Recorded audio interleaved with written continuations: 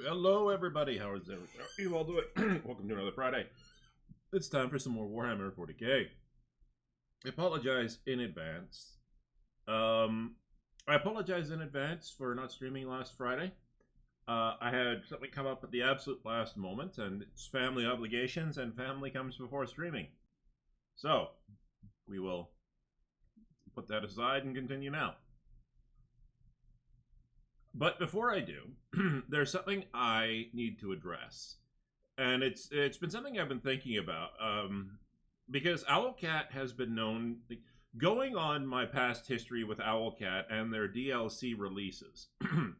So the Lex Imperialis DLC is pretty much the end of season one of the DLC content for this game. Now, I know they're going to be starting season two.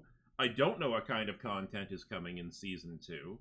And I have to stop and ask myself, is it worth it to continue playing? In other words, in 4 months from now, do I want to gear up or like in 4 or 6 months from now, do I want to gear up and do another playthrough from the end of chapter just from the end of chapter 4 and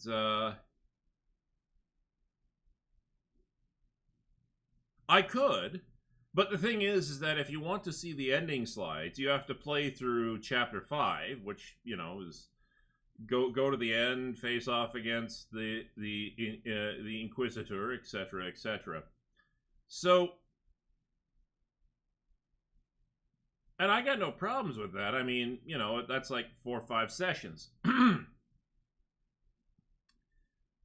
So I've sort of been thinking, rather than just continuing to replay the ending over and over and over and over and over again to see how the end of the content comes out, I've been thinking that maybe I should just do a full playthrough at the end of every season.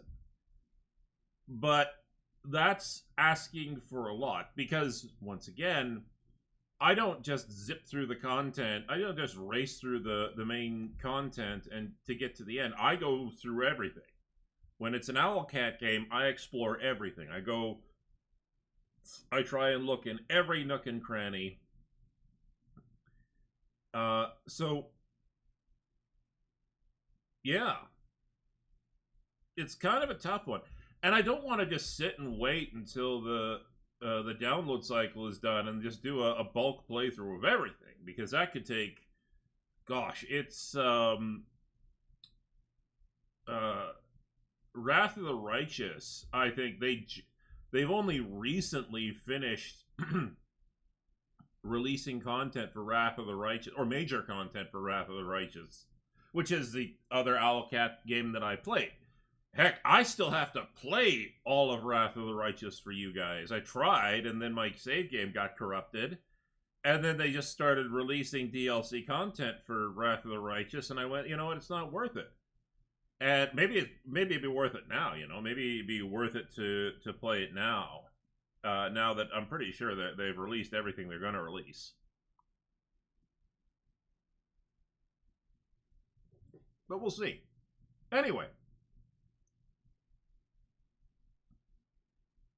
Oops, this is another game that I was playing.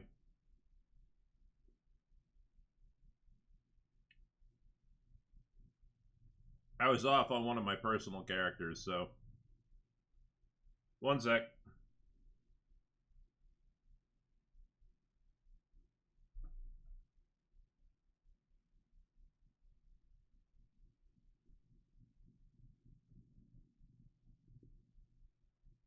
Alright, so.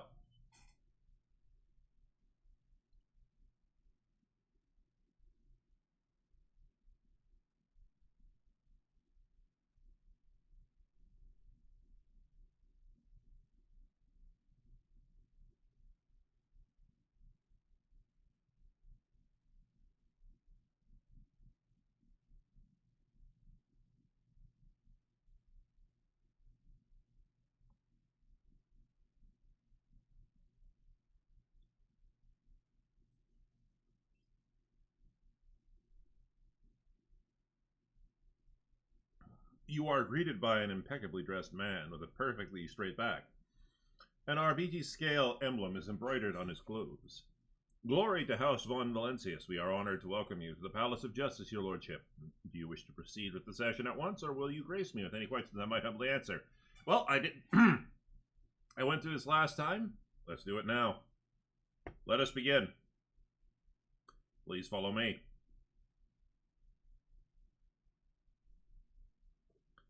In Scribia Voltuo's dreary vox-amplified voice carries across the hall. The court will now hear case DP 1453/2. The doleful host against the astropathic choir of Dargonus. Representatives for the parties will present their arguments following standard procedure. Oh God. A woman with lines of scripture all over her skin folds her arms into an aquila. My name is Sister Juth, and I represent the doleful host. O God Emperor's anointed one, we came upon a group of heretics whose minds brimmed with the most shameless thoughts. We captured them and tortured them as befits their transgressions. From what we are able to discern from their wailings and screaming, the head of the astropathic choir is plotting to betray House von Valencius. No one is a liar when flame is caressing their flesh. The doleful host surrounded the choir building and demanded the heretic be handed over. It was solely out of respect for the anointed one that we refrained from burning down the wayward heretic's den on the spot. However, say but the word, and we shall take him, that he may undergo a righteous cleansing. These arguments are acknowledged and will be weighed on the scales of justice. The representative will retreat to the chapel of patience to await the verdict. The gaunt man dressed in astropath's robes is standing tall, but his voice trembles with fury. I am Master Agnello. I represent the Dargonus astropathic choir. These insidious and ignorant people are passing off their victims' ravings as the truth. Your lordship, people will say anything under torture. This is true. Just to make the agony stop, we have served House von Valencius faithfully for decades. Master Pras, the longest of all. Please, order them to stand down. The master of the court repeats the same monotonous formula, bidding the other representative to leave the courtroom.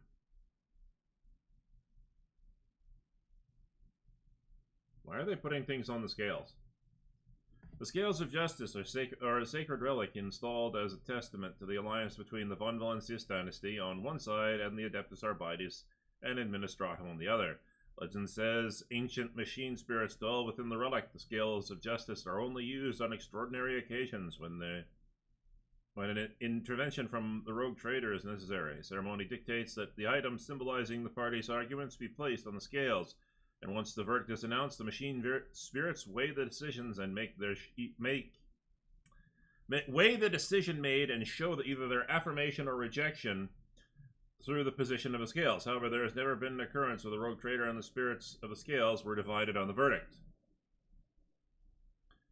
Tech use test succeeded. It is highly unlikely that such an artifact actually exists. Judging by the design of the device, it is nothing more than a set of regular, albeit enormous and masterfully crafted weighted. It is nothing more than a set of regular, albeit enormous and masterfully crafted weight scales, devoid of machine spirits of any kind. Someone must be secretly manipulating the plates in order to add greater profoundness to the rogue trader's verdict. Okay.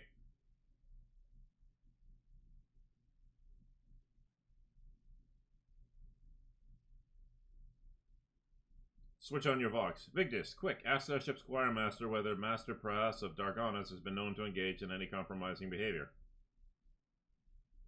At once, Lord Captain. The Palace of Justice falls silent for several minutes until Vigdis's voice returns.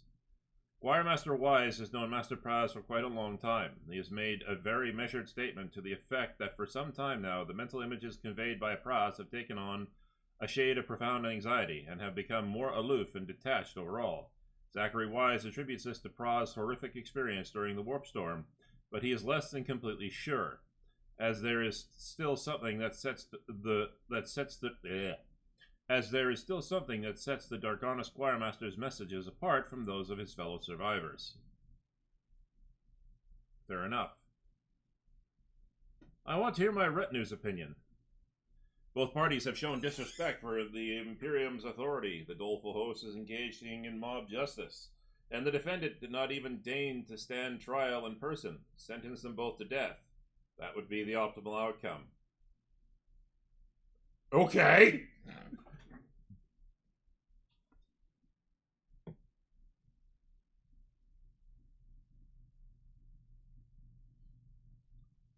Give me the details about the parties to this conflict. I want to see who among them is trustworthy. As the prefect leans towards you, you get a whiff of ink and candle wax. The doleful host is a respected cult of the god emperor. The Adeptus Ministorum has deemed them to be paragons of virtue who combat every manner of heresies, and has enlisted their aid in various conflicts. Naturally, the ecclesiarchy stops short of counting them among its warriors, but it uses them in very similar ways. The Astropathic Choir hardly needs introduction. They are some of the most valuable servants of the Imperium, without whom any and all communication between your worlds would collapse. The Dargonis Choir took horrific casualties in the recent major warp storm. Master Praz made an enormous effort to at least partly restore communication. While we may not have the proof of his innocence, Praz's dedication to his duty is beyond doubt. The old woman locks her shriveled fingers together. As you can see, this is an intricate situation. Lower Imperium test succeeded. You see clearly now that no matter what decision you make, it will backfire on you. However, there is a way to benefit from this.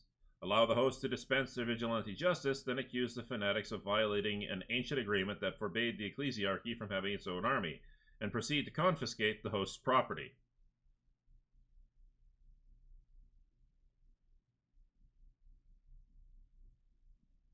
I like this. It's sneaky, it's underhanded, and it benefits me. I like it. I like it. But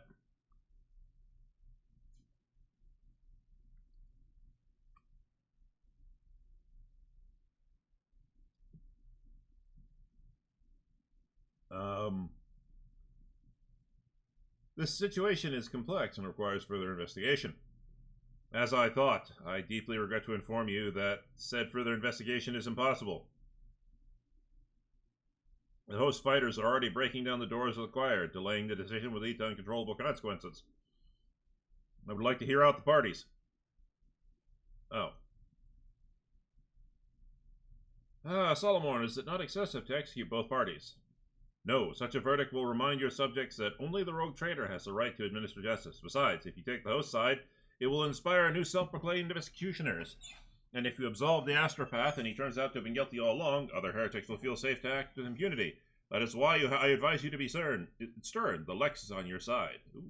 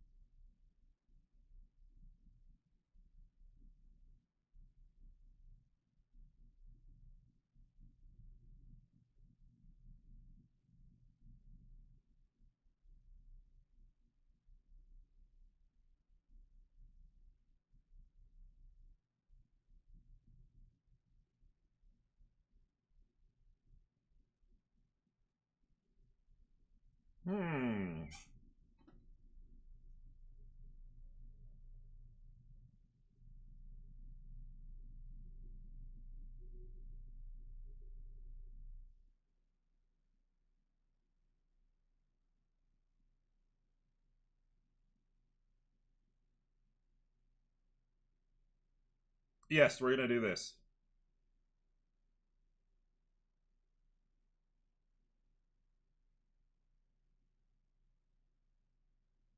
Spoken like a true heir to Lady Theodora, who could squeeze gold out of a rock. Sister Juth would never recant her statement. She will have no choice but to accept your conditions.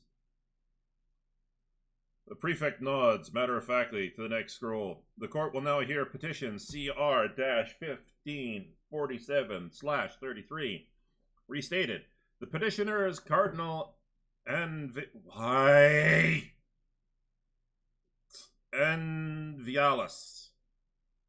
Your arguments, please, Cardinal. I'm just going to call him Anvil from now on. Is that like blood mist down there? A gaunt man raises his bloodshot eyes to you. For a moment, all sounds cease, even the scratching of the countless servo skull's quills. The man's gaze is full of pain, so strong and undiluted that your breath seizes in your throat. I am impure, O Emperor's anointed one. I am beset by impure thoughts, but no one believes my confessions. I have been giving away the treasures I possess only for people to bring me more. Worse still is the knowledge that I am leading people astray. They look at me and believe a state of perfect grace is attainable, while I am very tired. The Cardinal blinks away a tear and continues, but most terribly of all is that my brethren, the preachers of the Coronis Expanse, see me as a holy man. Their delusion has been so persistent that they sent a petition to Holy Terra asking that I be made a saint. That was when I became firm in my decision to submit to torture in front of my congregation, thus reminding them that no holiness exists unless bestowed as a gift by the God Emperor. Even clerics of my rank can and must repent, thus becoming more pure every day. Please allow me to undergo mortal torture in his name in front of my parishioners.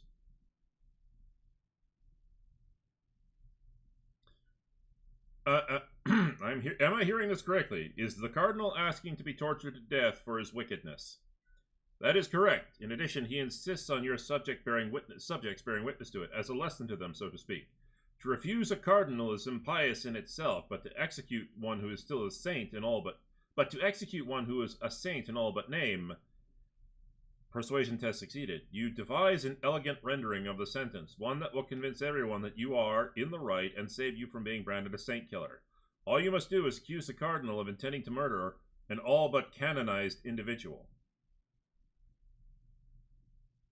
I want to see how this works. What does my retinue have to say? Argenta shakes her head. Wise counsel is required here, and it is not to be found within these walls. Reverend Hieronymus would understand the workings of the cardinal's soul. Entrust him to the good shepherd of the Drusians. Situation analysis complete. Let the paradox cease. Let functionality triumph. Suggestion. Use the unit Cardinal Anvil organics remains to construct a servo skull herald and place it in an automated chapel. The status of sainthood will be extended to the liturgical mechanism. The blood-spun web is knowledgeable in the waves of torment one's flesh without going to the undying one before due time. Dahlman, allow us to help Cardinal Anvil attain enlightenment and experience the purity of a near-death state. Undergoing our rite should make him realize it is not his gift to sever his own thread. According to the Lex Imperialis, a candidate saint may personally challenge their sainting by petitioning the ecclesiarch on Holy Terra. Sidestepping the head of the imperial cult is a violation of the Emperor's law. Since the astropathic communication with the rest of the Imperium has been disrupted, I propose to put Cardinal Anvil on a ship that crosses them all, so that he can submit his request with every formality observed.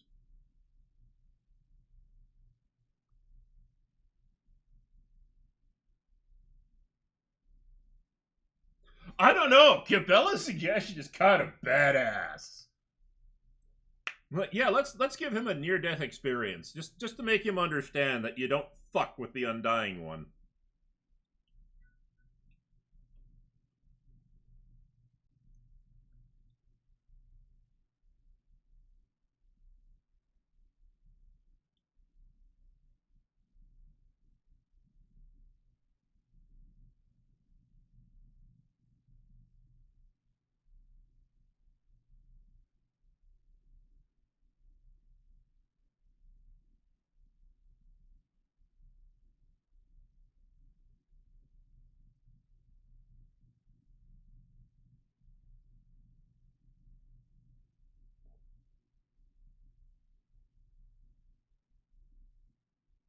Complacency goes up. Okay.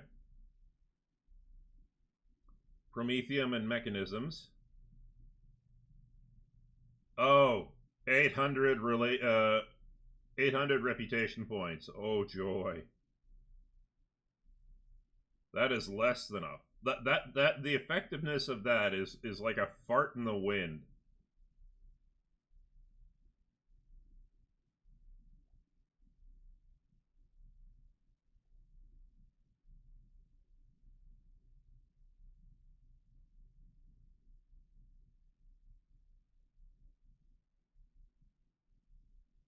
I'm gonna do a Cabela's suggestion.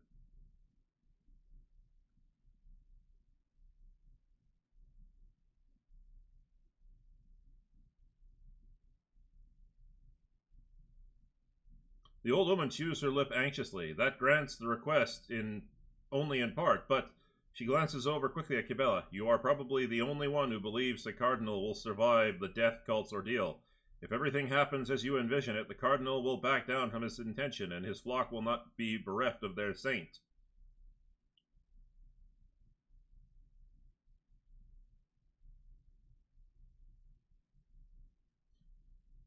The rogue trader has made his will clear. Cardinal Anvil will leave the Palace of Justice and accept his fate.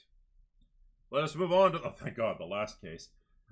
Like, it makes sense. We're talking about the law, but, oh God, this whole day in court thing is, like, it kind of annoys me. Now, to be fair, they're doing it really well here. Well, they're doing it reasonably well. In that, based on the skills of you and your selected party, you have the option to open up different choices and different outcomes, etc., etc. But I don't know, it's real hard because either you go into it, you commit 100%. You basically turn it into a legal simulation where you actually have to wade through all the evidence presented in court, etc., etc., etc. Or you sort of half-ass hand-wave it, or like I wouldn't say half-ass hand-wave it, but you set it up like you're doing it here, where it's just skill checks, and and your numerous skill checks will get you, something, or even worse, they set it up in such a way that, like, you're always, like, you might win something, but I've seen other games do these day in court things where it's, we want to seem like we're doing something complicated, nuanced. So, like, you'll never actually get, there's no good outcome. You'll always wind up, you'll just have to make the best of a bad deal. So it's like, yeah, you get some good, but you always get some. I don't quite have the words to describe it. Maybe I'm just not a fan of this. But anyway. Okay, so let us move on to the last case for today. The court will now hear case DP-1646/7. Lady Moles Secundus against the late Lord Moles. Lord Moles being deceased, he will be represented by his progeny, Agartha, and Sigialis Moles by his progeny, Agartha and Sigialis Moles. Representatives of the parties will represent their arguments following standard procedure. Is she hot? Well, it's a good thing they don't have a picture here, because I would just decide if she was hot. Your Lordship, I am Lady Moles Secundus. Only 8 cycles ago, a man broke into my house, posing as my husband, the late Lord Moles. Contrary to what I know, he denies that he was killed by pirates. Instead, he purportedly survived, thanks to the God Emperor's providence. However, I hold here his death certificate issued by the Administratum, which clearly states that my husband passed away. I demand this fraud be executed. The woman belligerently waves around a scroll on the words... a scroll on which the words declared dead are clearly visible. Okay. The arguments are acknowledged and shall be weighed on the scales of justice. The representative will retreat to the chapel of patience to await the verdict. Your Lordship, our father did survive. He really was captured by pirates who were going to demand ransom, but the Imperial Navy managed to board the ship and rescue him. After he went missing, our mother, Lady Moles, arranged for a death certificate before we received the good news. Now we are in the humiliating position of having to prove our father is alive, while our mother is living with her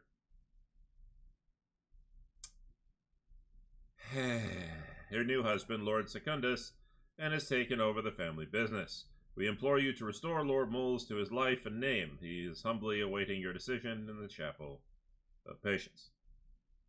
All arguments have been acknowledged that the road trader's verdict be delivered. What does Lord Moles have to say? The prefect plays a vox recording of on one of the servo skulls. The soft voice is interspersed with static, but you're able to make out the words. I am Moles. When the pirates captured me, I thought I was doomed, but fate proved to be more gracious than that. I hurried home, only from my own house by my servants, and learned that Lady Moles had already declared me dead and married Lord Secundus. She had also taken control of our everything. Agartha and Cialis, I don't know how to pronounce that, have recognized me. I'm losing my mind.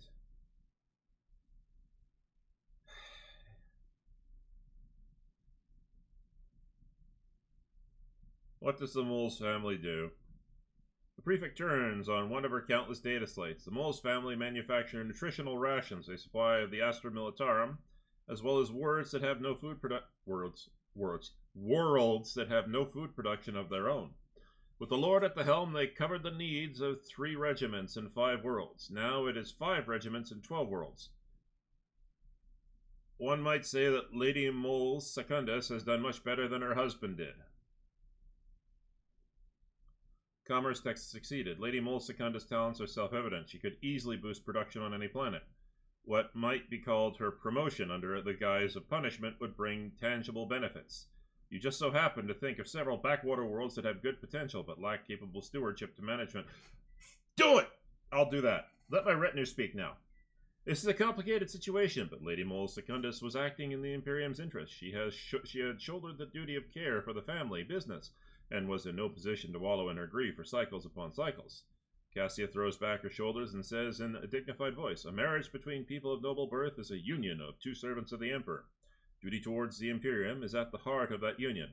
If there comes a long period of time when one spouse is unable to fulfill their obligation, the marriage loses meaning. If you could codify this understanding in law, it would help resolve this situation. If Lady Moles Secundus is right, then her children are the impostor's accomplices and are guilty of defaming the authenticity of administratum documents. Now Solomorn has enough sang-froid in him for a regiment. Let the woman know that her heirs must face the same fate as the criminal. For so stipulate... Ooh, that's good too.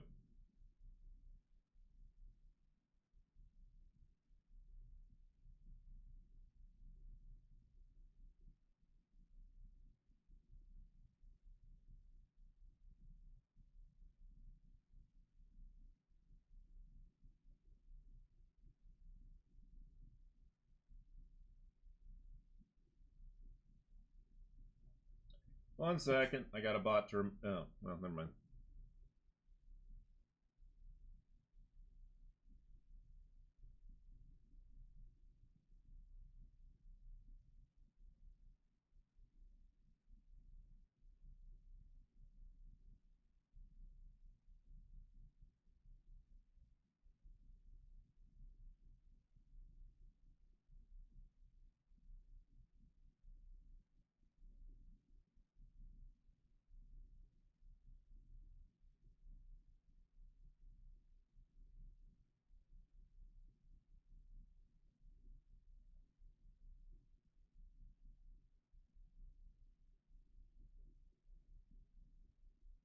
Ooh, money!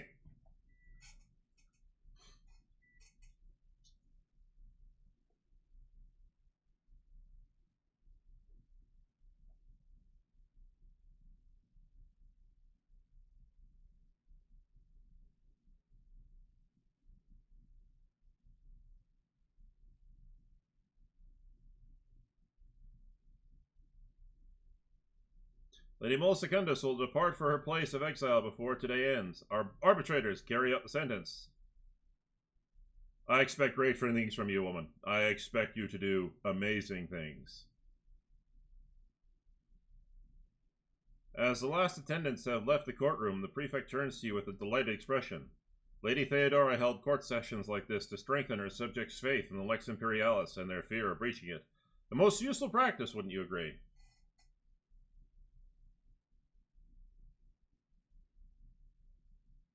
This is amusing at first, but not for long. If we are finally done, I will take my leave. Of course, your lordship, I dare not take any more of your time.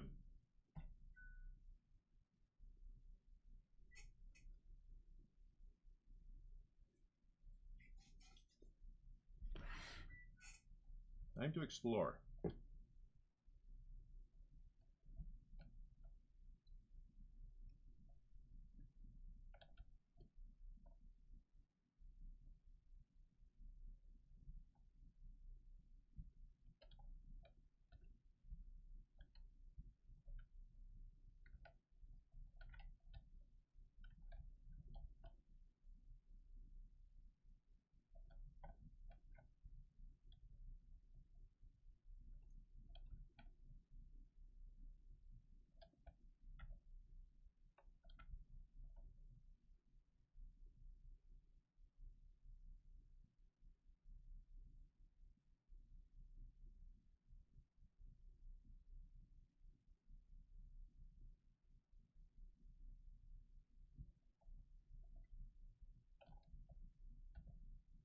You don't have to sound so pleased with yourself, Pascal. I mean, sure, go right ahead. I'm not going to fault you for it.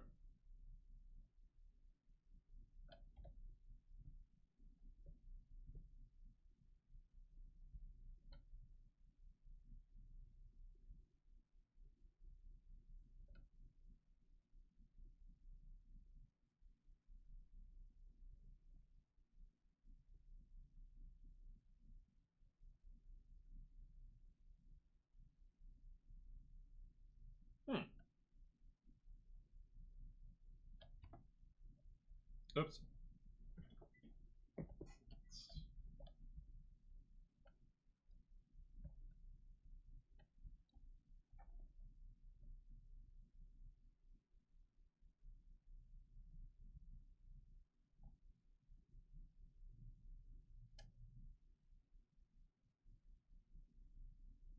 A minute of your time, Rogue Trader. I wanted to inform you that Glyta will be staying aboard your ship while I am away on my mission for the Administratum.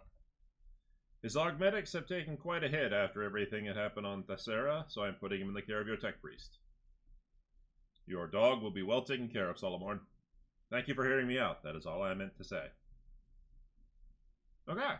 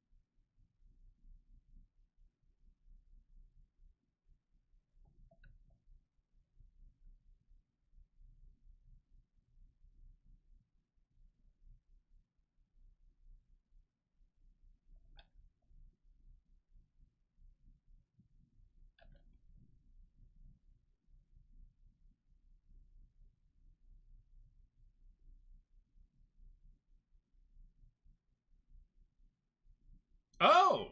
Okay. Hang on. Janara Stanrock. He is, well, let's go talk to him.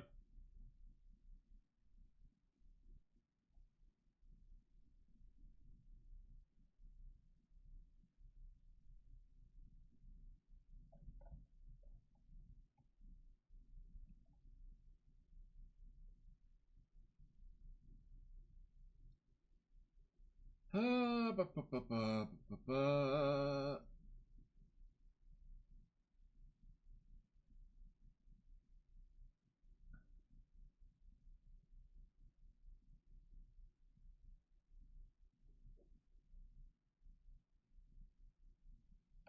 Say again, please.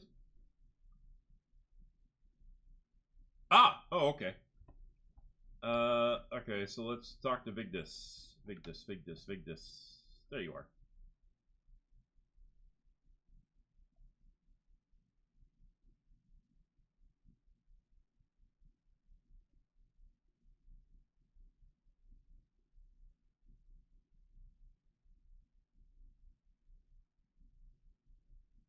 What?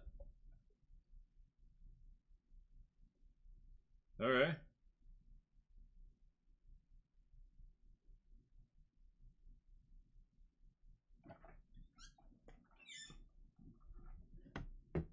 Conqueror.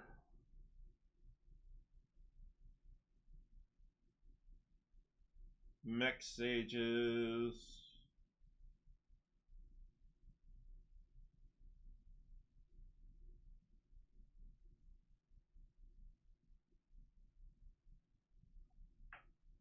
Pyramids of Death.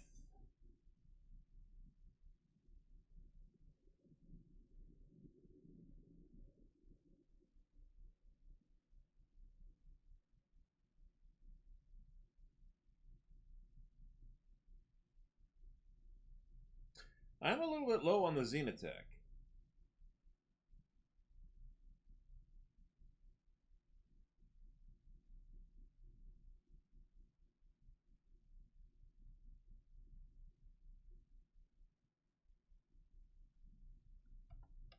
Okay.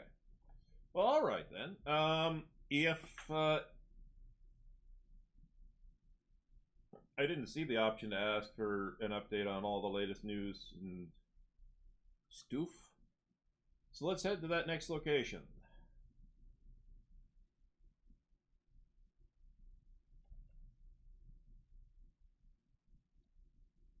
Lord Captain, I'm afraid I have bad news to impart. The esteemed Master Anthar will no longer be able to accompany you. According to a message from the Adeptus Arbites, he has been discharged and is currently an overseer on Veabos 6. However, Prefect Volter has informed me that you have authority to challenge the decision and have Master Anthar reinstated. So Solomon has been discharged, but why? You recall the internal Adeptus Arbites mission he went on not so long ago? As far as I know, it was a failure, which led to Master Anthar being deemed unworthy of his rank and unfit to serve you. I would like to note that his Cyber Mastiff is still on board. Due to the damage that the dog sustained on Thessera, Master Anthar left it in the care of your tech priests. I have heard there was an implant malfunction. The servants of the Omnisci have patched up the creature, but they have also warned that final synchronization of its implant with those of Master Anthar is required before the Cyber Mastiff can be considered fully repaired. Oh, okay. Solomon will rejoin my retinue. I will collect him in person. Then I will send a request to have Master Anthar reinstated, and I will notify the Overseer on Veabos 6 of your impending arrival. Veabos. Yeah.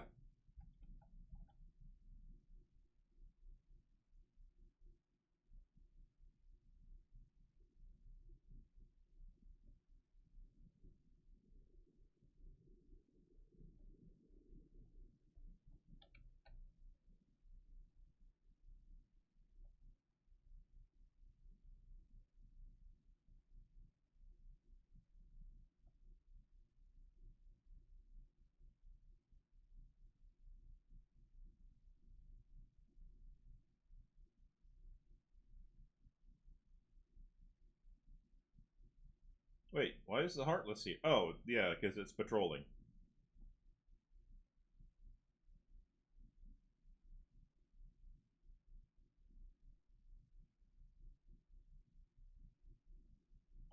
The planetary authorities wish to found a new settlement that would expand their influence on the planet.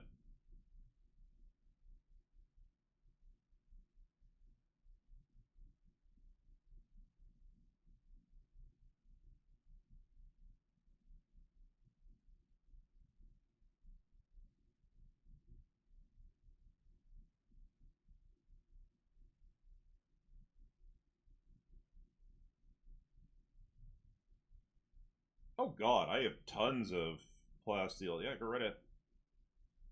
The scale of the new complex will exceed its architect's original designs.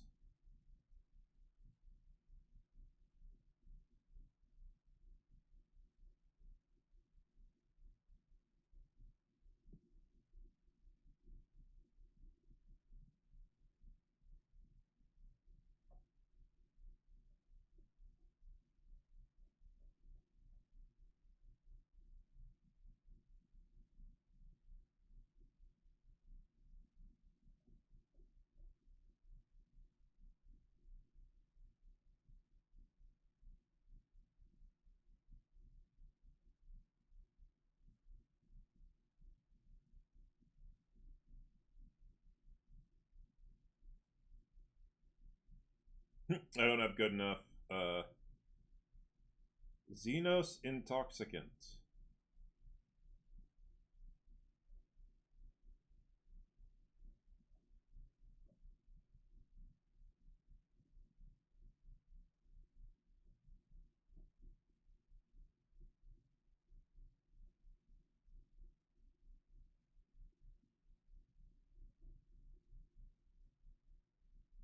Holy crap.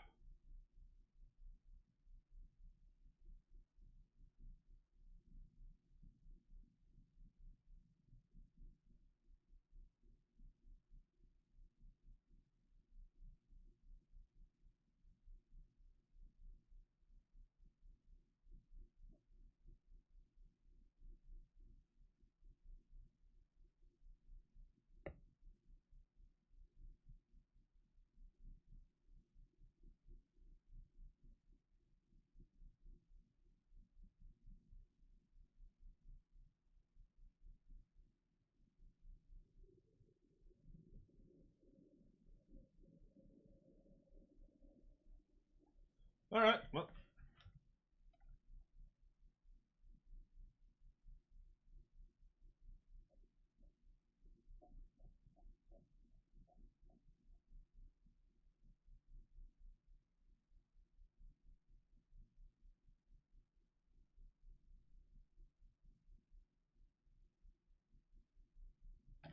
It's interesting. I wonder if the. So, my guess is that the the the Sarah mission was meant for chapter 2. So I wonder if the chapter 4 mission for the Arbites is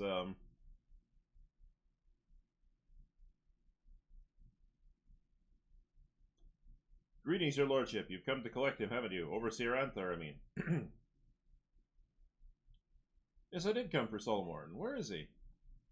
Emperor be praised. I mean, he is not far from here, carrying out routine cell inspection. You should have no trouble finding him.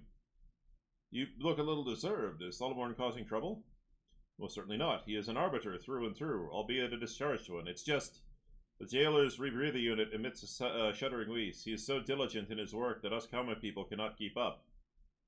State plainly what your problem is. Your lordship, Veabos 6 is a grim and dismal place, but how shall I put this? Master Anthar has made it unbearable. He's introduced new policies. Each shift now begins with penal scourging, followed by an inspection. Even the slightest offense merits 10 lashes, a thorough search, and yet more punishment. And I'm talking about the jailers here.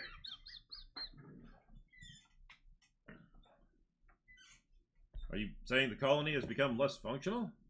Quite the opposite. We've never enjoyed such strict discipline, except people are dying a bit too quickly.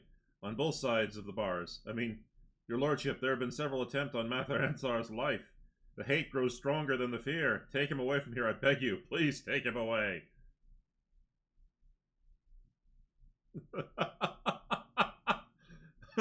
Solomorn. I need to see Solomorn immediately. Emperor bless you.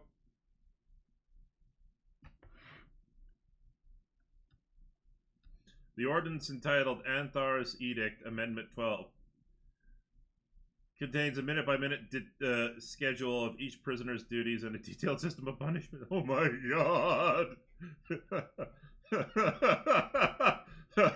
Okay, Anthar is never, ever allowed to go on his own ever again.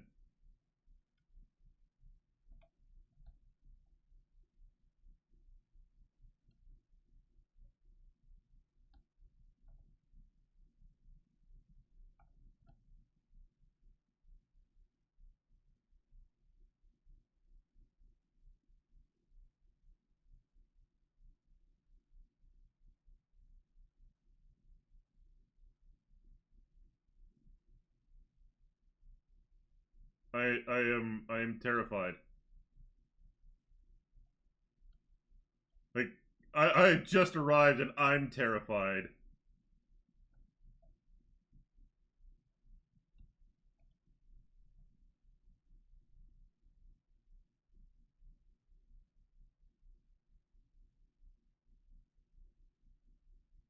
Ooh.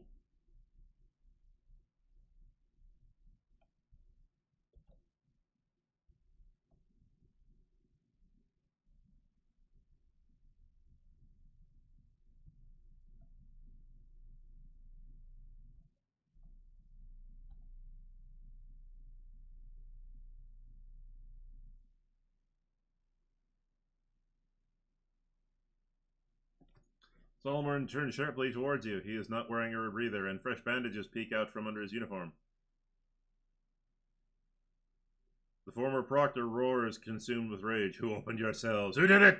Speak, or your deaths will be. It seems Solomon is a breath away from lunging for you next, but recognition glimmers in those deranged eyes, and his voice goes quiet, as if all his strength has fled him. Glyto?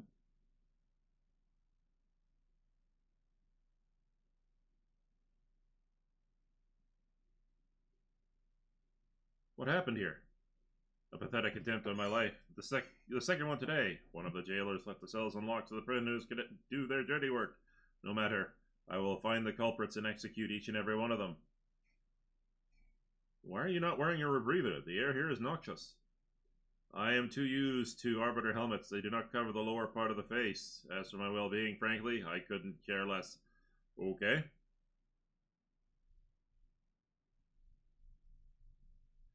I was told you had been discharged. How'd that happen? I failed the mission. Failed everyone. Solomon clenches his teeth. There were too many enemies. The situation was against us. No, I'm not making excuses. It was not my first mission to go awry. But I didn't have Glyto with me. I was sloppy, unfocused. I ordered the retreat too late. I managed to drag one of the arbiters to the infirmary. The man died of his wounds. Bottom line, the objective was not accomplished. 10 arbiters were lost, and their commander was somehow left alive.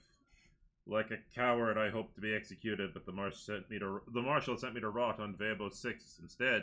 He was right to do so. Come, I've already submitted a petition to have you reinstated. No, stop, I can't leave. I'm guilty. Oh, okay. Guilty? What are you talking about? I've judged myself and handed down the sentence, not because of the demotion, though it was the last straw. I cannot do it anymore. I cannot look at the lying governors, the scoundrels who succumbed to corruption. Uh-oh. But above all else, I cannot bear to look at myself. An arbiter who is coming apart at the seams, who turns into a wreck without his dog, who... Solomon releases a ragged sigh, who no longer believes that the Lex Imperialis prevails anywhere at all. The trial of will is an immutable part of your journey. It is time to combat your weakness and light a fire of truth in your heart, of true faith in your heart. And what is the sentence? I will serve on Veabo 6 until either the world itself or its inhabitants end my existence. Until that day, I will mold this prison into a paragon of imperial order. I feel very, very... Oh boy. Excuse me for a second, ladies and gentlemen. My throat is dry. I will be right back.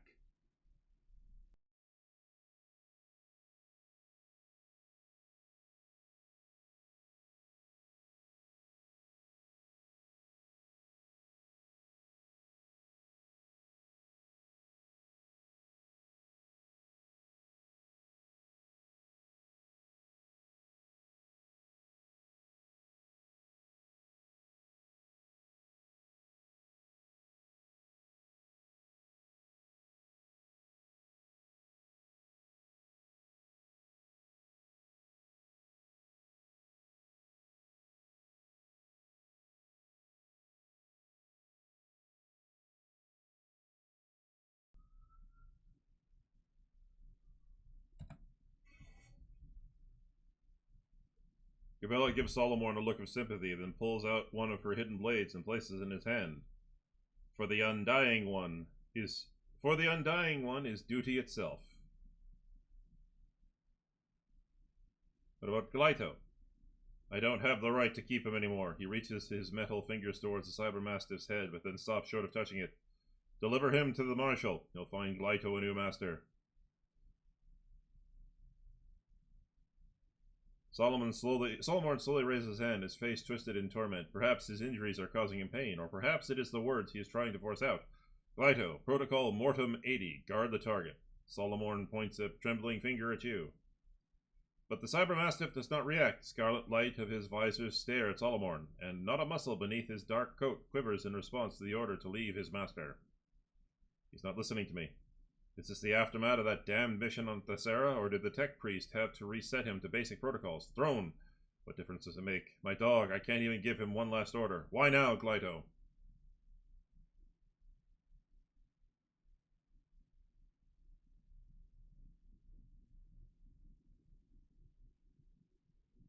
Lido has protected you from the convict. Is that not enough for you? We used to act as one, but not anymore. The last remnant of my composure are gone. Look at me. I'm a human scrap, not an arbiter, just an appendage to a cyber mastiff.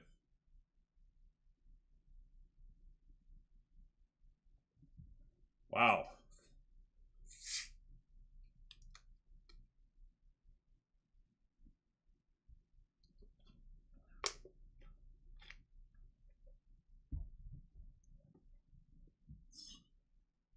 Even so, I'm not leaving without you.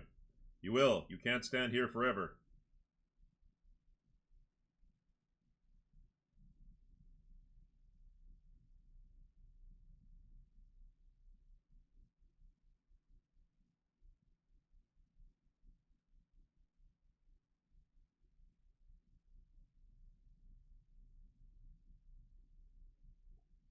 I feel like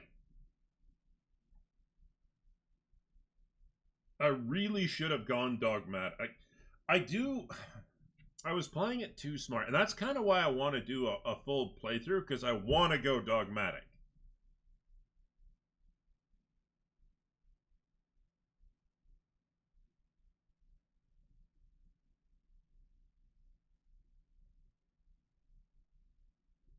Is this how proctors end their journey? You can die on a penal world or in the heart of battle against the most dangerous heretics of the Cronus Expanse. The choice is yours. You have a way of hitting a nerve. I'd say you are too good at it. Solomon looks sullenly at the courtyard, where yet another prisoner is about to meet his fate.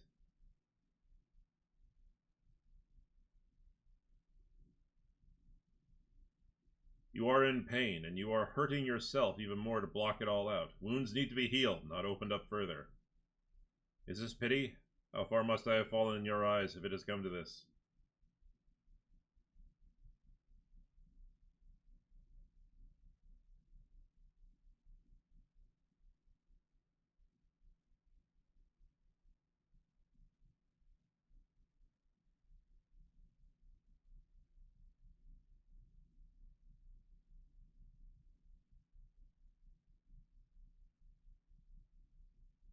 You are only human, just like the people you judge. Make peace with yourself and find a new way to serve the law.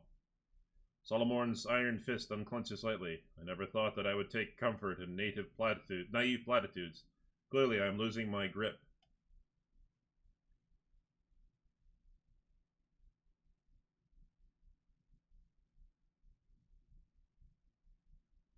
Yeah, I'm gonna hurt him. I think what he needs is a good kick in the ass. Veabos has become your twisted reflection. Others' torment is part of your own punishment. You've grown tired of violence, tired of carrying out executions. None of this is because of me. They get what they deserve, but for some reason, I no longer feel satisfaction from carrying out my duties. Well, you protect Glyto, and you draw strength from that. Perhaps one day you will want to protect human lives, too. I'm too used to hating. The armor of contempt is always a good thing. Solomon rests his hand on the back of Glyto's neck for the first time since the two of you began talking. I don't even know what life without hatred would look like.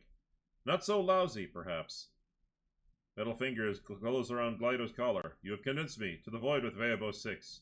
My place is not here. I'm ready to serve once more.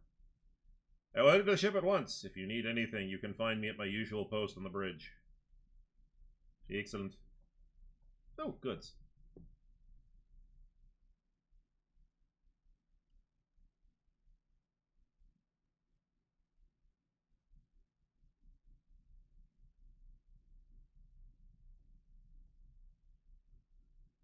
Oh.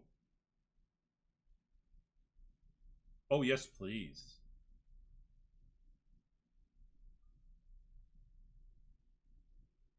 Argento, what's your neck piece? You have the Shadow Field.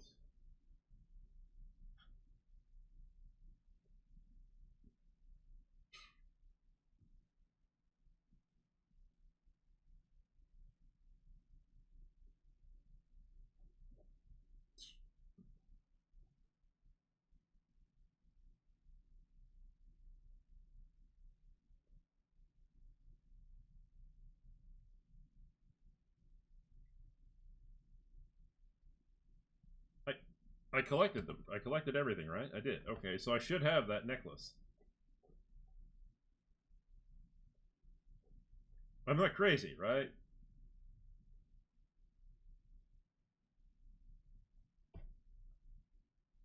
Okay, something's irritating my eye. Give me a sec.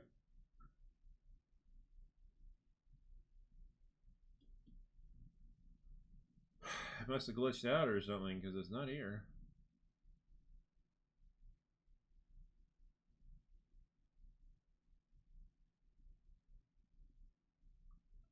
Okay.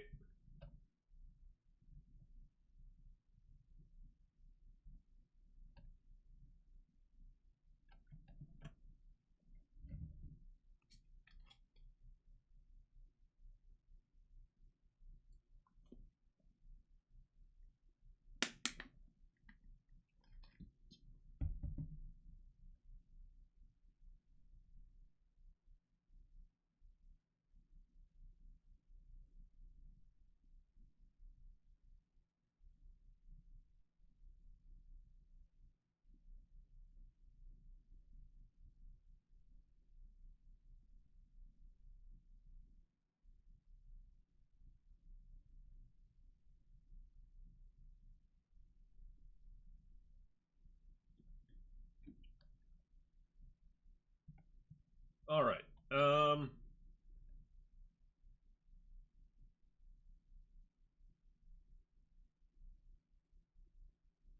We should. Shall we discuss the mission on Thessera?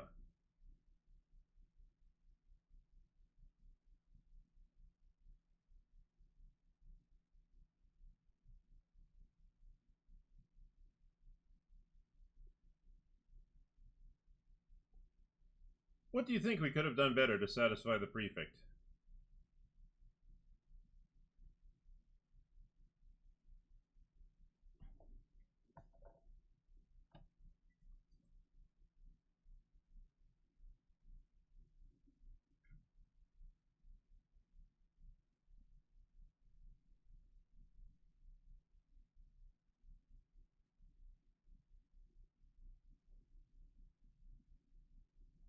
Okay, enough about that. Let's discuss your return from Phaebos 6.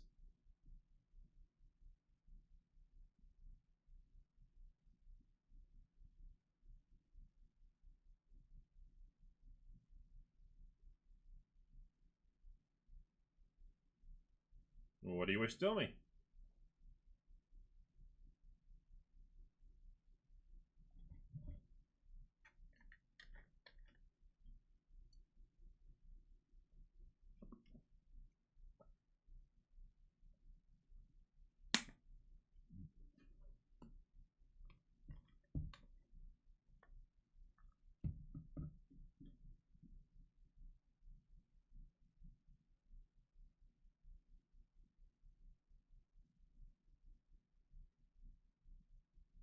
Okay.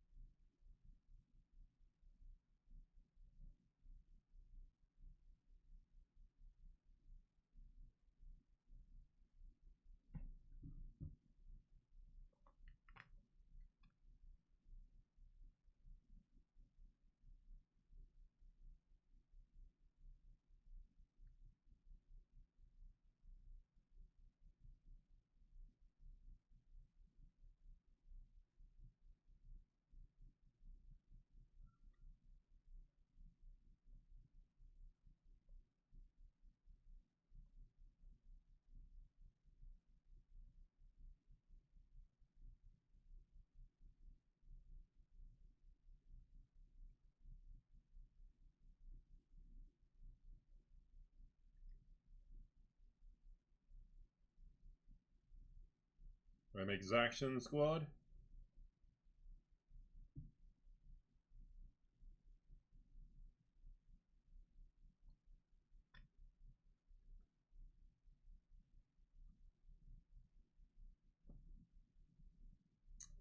Why did the heretics capture you instead of killing you on the spot?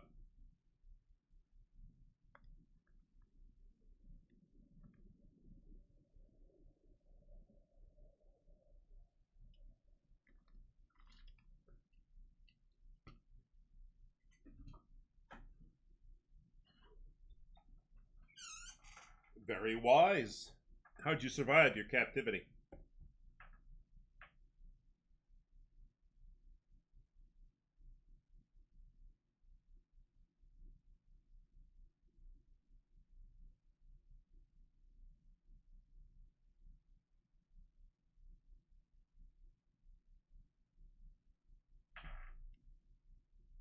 The armor of contempt.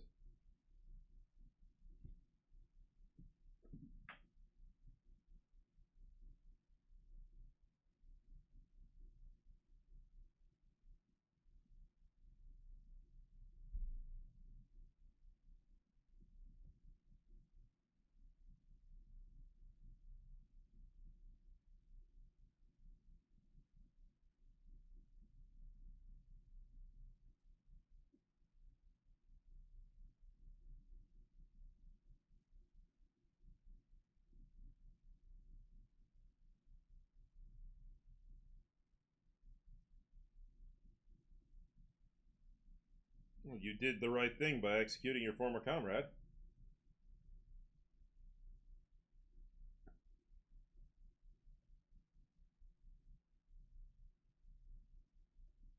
Have you recentered yourself?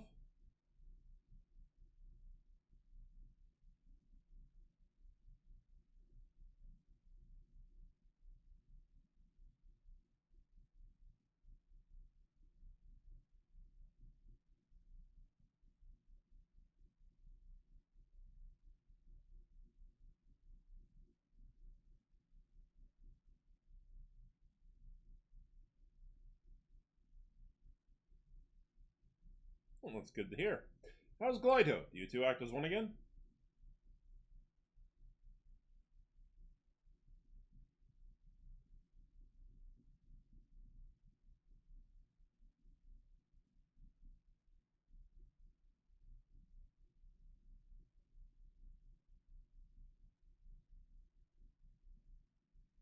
Did the Marshal contact you about your reinstatement?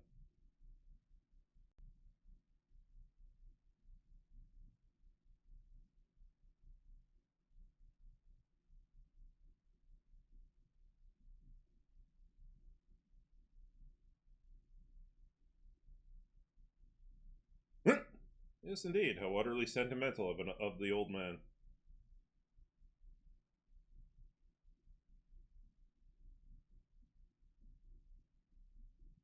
I've asked all I wanted. All right, I have no other business to attend to.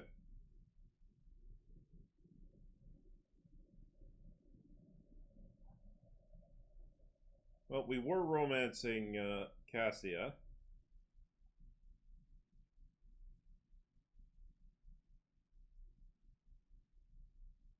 This is where I must beg my leave. Okay, well, I screwed up. I know for a fact I screwed up the Cassia romance. I was not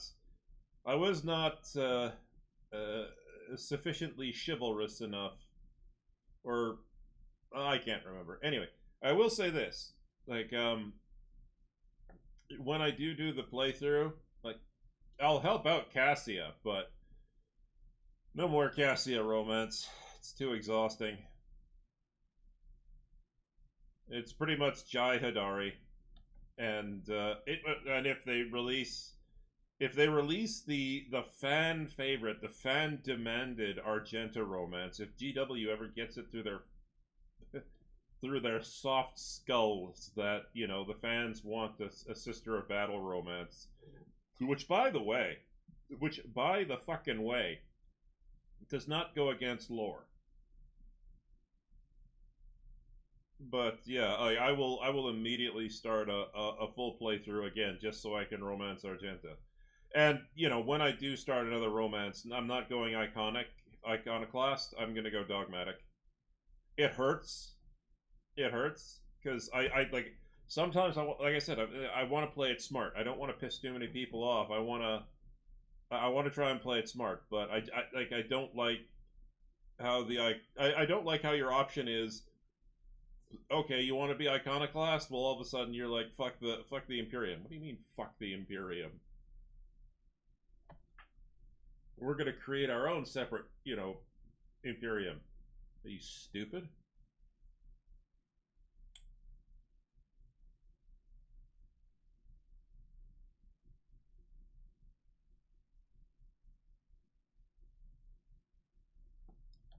All right, let's. Uh,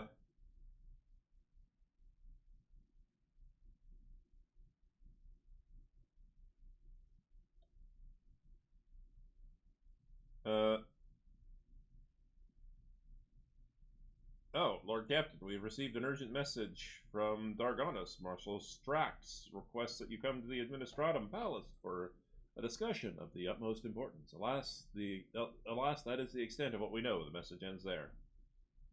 Well, it's a good thing we were headed that way.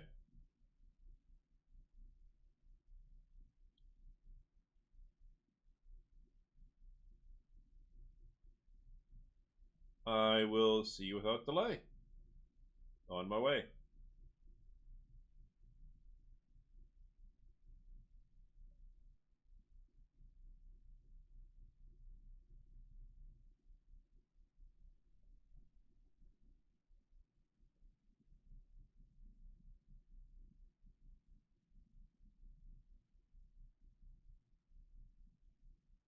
Rogue Trader, I hold the 3 senior officers accountable for the misconduct I have uncovered as part of my investigation. I allege the ship's crew is full of wanted criminals. Do you refute the charges, Yanris Danrock? What are you insinuating, esteemed Proctor? Heretics on board the ship of the Emperor's Anointed are a threat to the whole Imperium. If anyone knew of this and failed to report it, punishment will follow. Isn't that right, Voxmaster? Victus does not react in any way with the arbitrator's words. I do my duty honorably and will obey the Lord Captain's will, whatever it may be. Alright, Solomon, why have you gathered my officers together? I have uncovered a scheme involving all 3 of them. It is coordinated by the Voxmaster, who buries incriminating facts about Voidsman on your ship in the depths of the archives.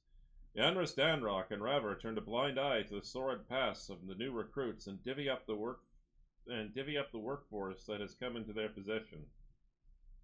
This is a completely insane accusation. We are not bringing criminals into the crew intentionally. Of course we're not. I'll admit we do not try to hunt down every biographical fact about each Voidsman who sets foot on board, but only because that would be a hopeless endeavor. Danrock falters for a moment, but none of us had any intention of populating your ships with heretics.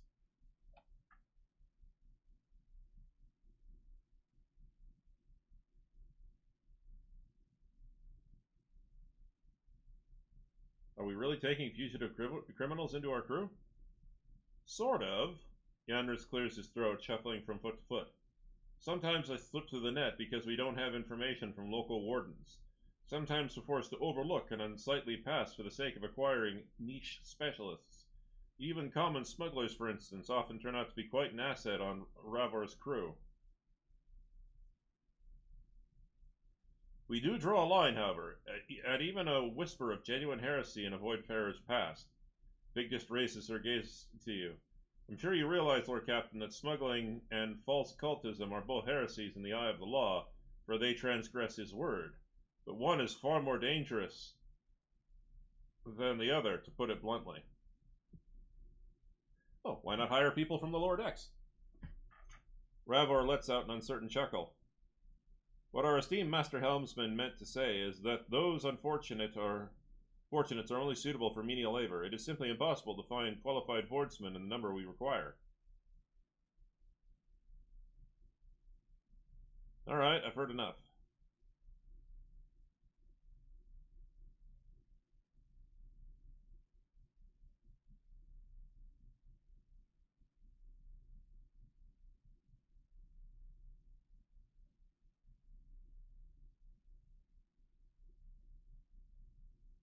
What would you do in my position, Solomon? I can see that your officers are acting for the good of the dynasty. It would be unfair not to take that into account in their sentencing. Therefore, I propose a process of atonement for the criminals brought aboard. Those who show due diligence and loyalty at the end of their term may officially join the crew. All expenses are to be taken out of personal allowances of these 3. It will be their penalty for circumventing the law.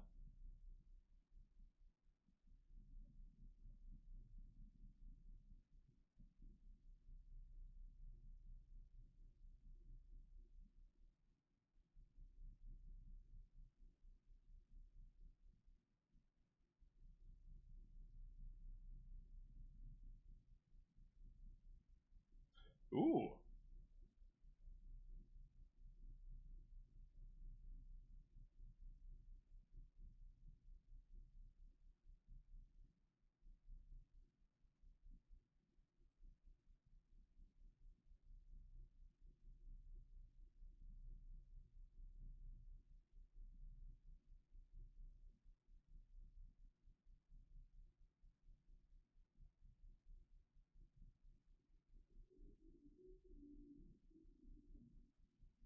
Interesting.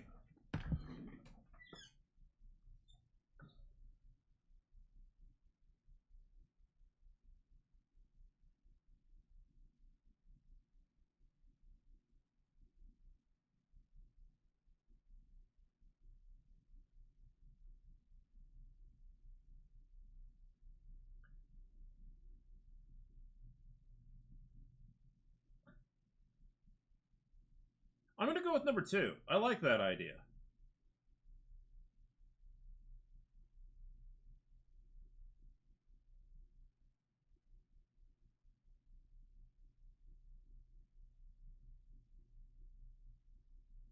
It will take time, a great deal of time, and it will require considerable financial contribution.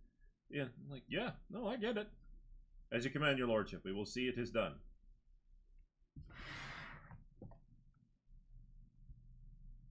Alright. Wait, he said he wanted to deliver his report to me in person?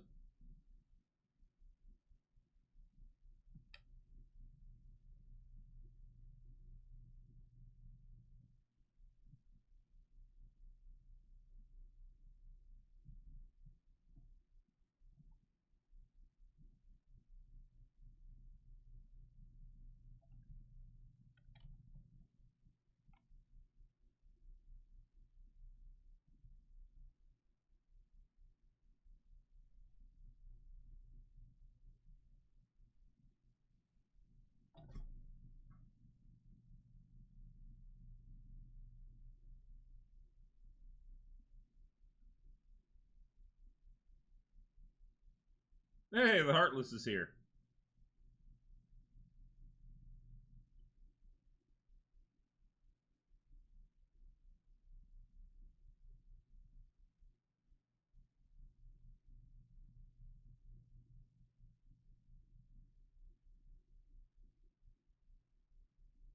Yeah, it annoys me that. Wait, why is Cabela not leveled up? Eh.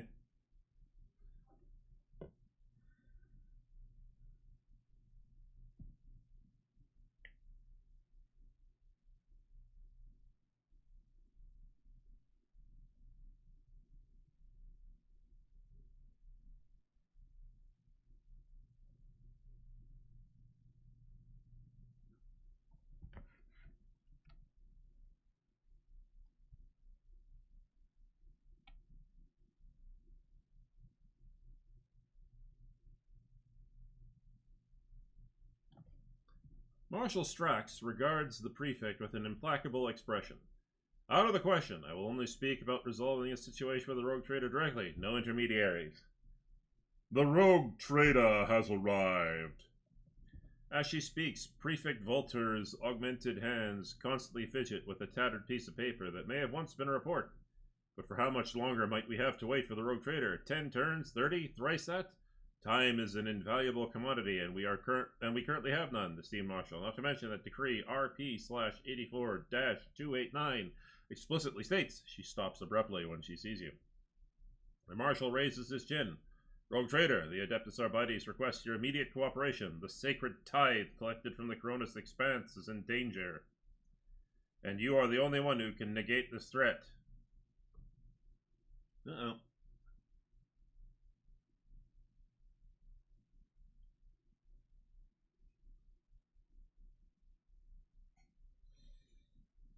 Judging by your faces, the matter must be grave indeed. Extraordinarily so. There's no guarantee that we are not already too late. The prefect's glare bores into Strax's grim figure. All of the expanse is ablaze, Rogue Trader. Okay, so yeah, this is the chapter 4. The state of disorder jeopardizes a critical strategic location, the planet Lethus, A clandestine world provided by Theodora von Valentius for the purpose of storing the tithe collected from the worlds of the Cronus Expanse. Strax's cheek twitches. At present, the planet is overflowing with the sacred tribute, amassed over the course of decades. After we lost contact with every single ship sent through the Maw in recent years, the decision was made to cease all attempts to transport the tithe out of the Expanse until the warp's tumult has subsided. It was for just such periods of the Maw's impassibility that the storage world of Lethus was devised. The raspy voice of the prefect cuts across the marshal's speech. If I may provide certain details, as per regulations, prior to being sent to the temporary depot, all tithe shipments were first brought to Dargonus. These deliveries were made using barges crewed by servitors, with the only people on board with the privilege of autonomous behavior being key officers and an arbitrator escort. In other words, the location of both the system and the planet was strictly classified. A special pact was made with the Navigator House. Even I was not trusted with the coordinates. The Marshal looked straight at you. Given the scarcity of our resources, absolute secrecy is Lethus's main line of defense. However, we are detecting increased activity near the storage world location. I do not want to do this, but I am quite plainly forced to ask you for help. Go to Lethus and organize the extraction of the Imperial tithe to Dargonus for further safekeeping.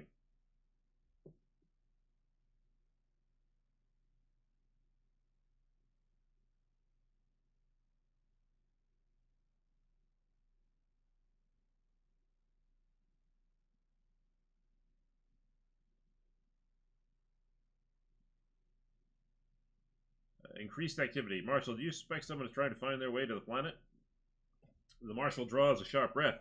Impossible. That would mean that someone commanding vast resources and influence knows of its existence.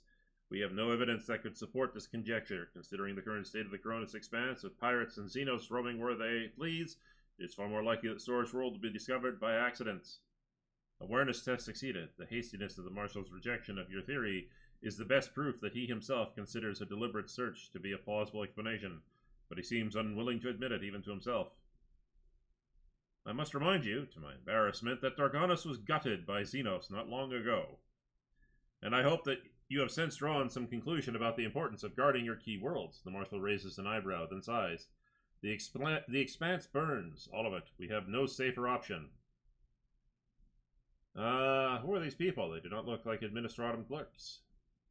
The prefect looks at them and snaps her fingers. The fighters immediately make the sign of the Aquila. These are my bodyguards, the members of the Fangs of the Expanse. They are here to demonstrate my willingness to offer the Adeptus Arbites whatever cooperation I can. Fair enough. Who are the Fangs of the Expanse? Mercenaries. Fair enough. Gregoris, you know we need every fighter we can get these days. You have precious few people at your disposal, and every year fewer still remain. The Adeptus Administratum regulations do not prohibit employment of hired force. She meets the Marshal's fierce gaze with a calm composure. Now, what can you tell me about Lethus? I do not recall seeing it on any star charts. At my insistence, it was struck from all astrogational data. It was once a peripheral world with no value to tithe collectors, which is why its disappearance did not raise many questions. No one cared about a planet that had nothing to give.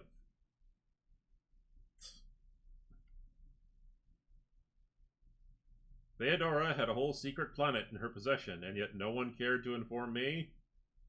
The prefect claps her hands. Lady Theodora was fond of secrets and good at keeping them. You inherit those secrets when you ascended her throne, but there are so many of them that appraising you of them would But there are so many of them that appraising you of them would all. But there are so many of them that appraising you of them all would be an impossible task, as is determining the scope of your knowledge. All right. This must be resolved without delay. I will go there at once. Marshal nods. I will have the coordinates and passwords transferred to you. They are for your eyes only. Once you have arrived at the location, you are to oversee the tithe's transportation to Dargonus. We will meet the barges here, and then redirect them to the secure vaults. I must ask that you hurry, your lordship, before all is lost. Ah, that was easy enough.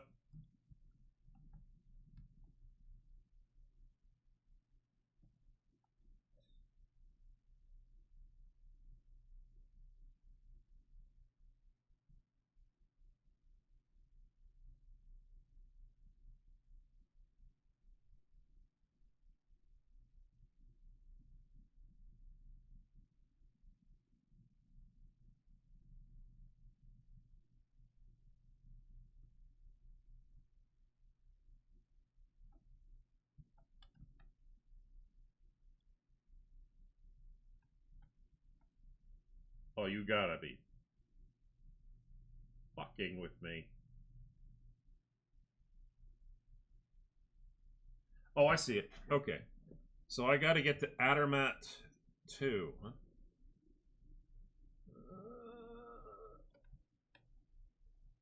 Oh, this is gonna take a bit. Okay.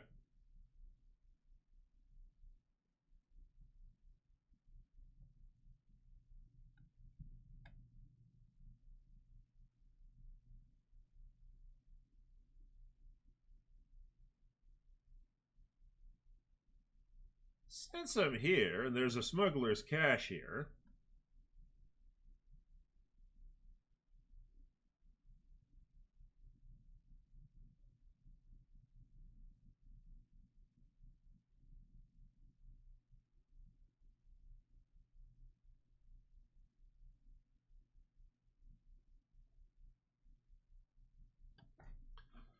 Firing late range of lance weapons is reduced by 5, but their damage is increased by 30. No. My lance weapons do a reasonably good job. I mean, I suppose if you want, I suppose. I mean, it's not all that bad.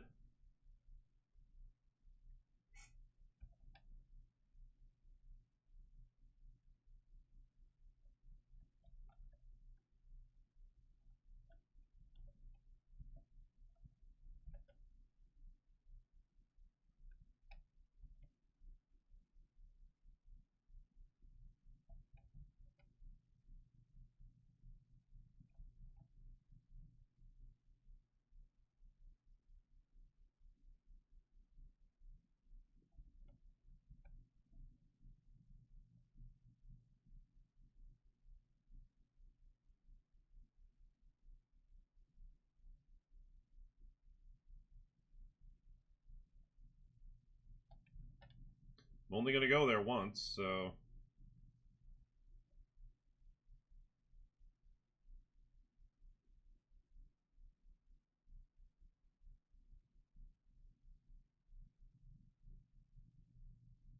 Oh, Seneschal Abelard Wassarian was found in his quarters in a trance-like state. He was pacing his room, talking to an unseen interlocutor, asking the same questions over and over. Why won't the fever break? And does the esteemed surgeon have the faintest idea what he's doing? Then he sat by the bed for a long time, clutching his sleeve of a void suit and repeating, "Everything will be all right, son." Great difficulty, the enforcers managed to return the Seneschal to the senses. By order of Seneschal Wassarian, the... Ooh. Chart new routes. Give me more. And with that,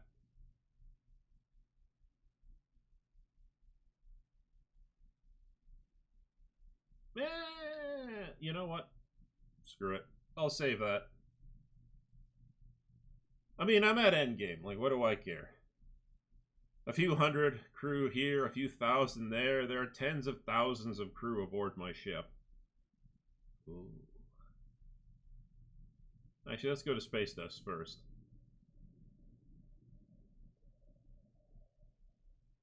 Yay, trophies.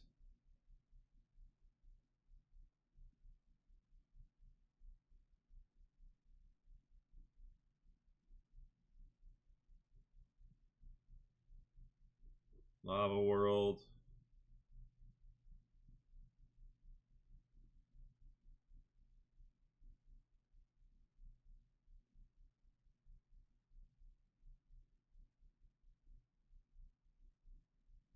I still have 21 blast steel.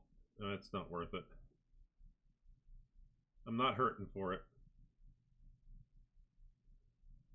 What I really need is Phlogiston and I guess Xenotech.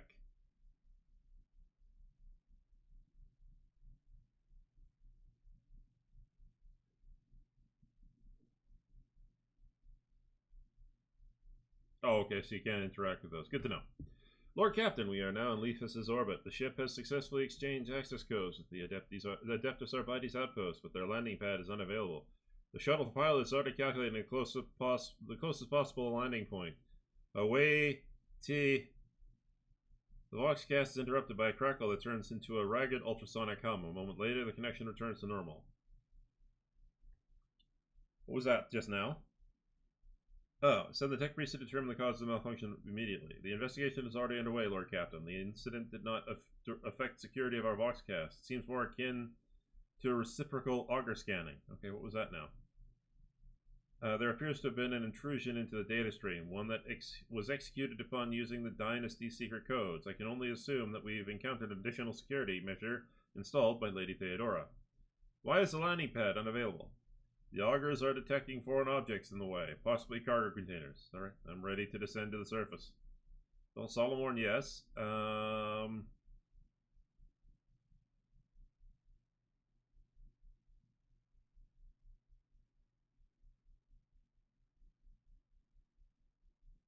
You know what? I'm gonna bring Jai. Because I want to see what her reaction to Mountain of Gold and Tithe is going to be. She could be fun.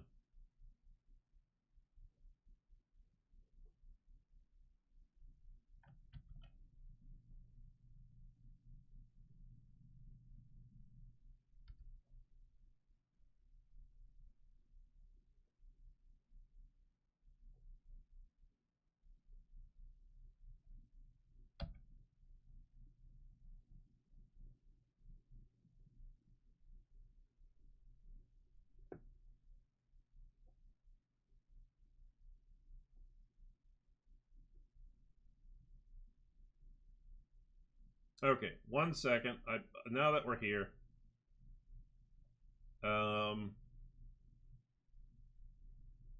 so I have to do this, unfortunately. Well, not unfortunately. So updated main character builds.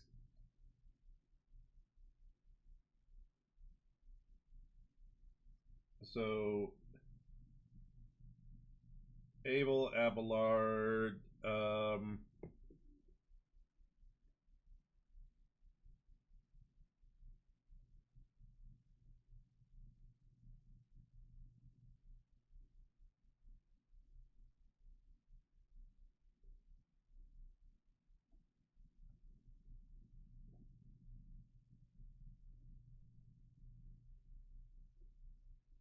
That was weird.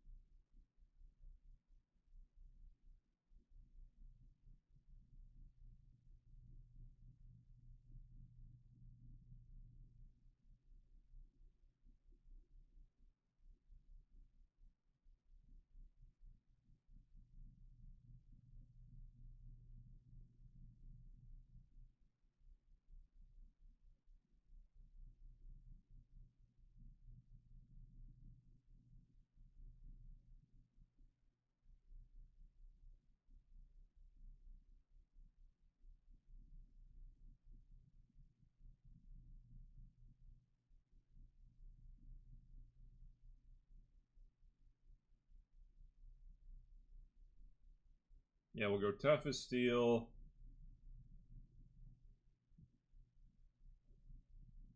And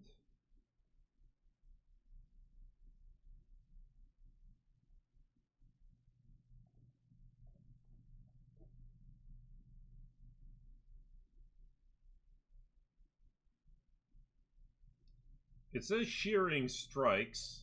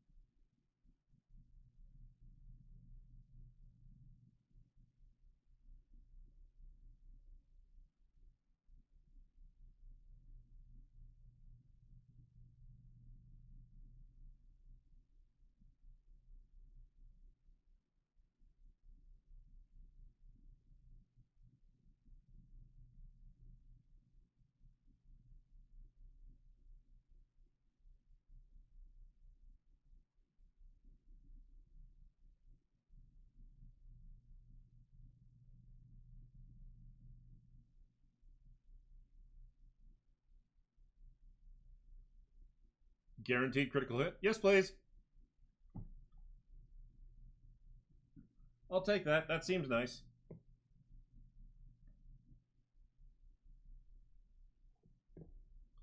All right, Argenta. Oopsies.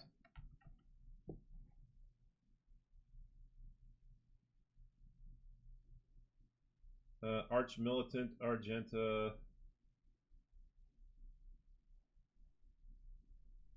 One ranks available. Vital points and protection under fire.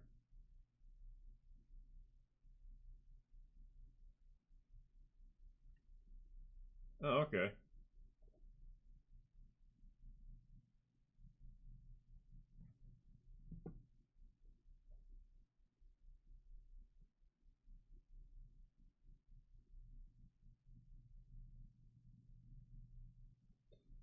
She's, oh god, she scores critical hits like there's no tomorrow. So yes.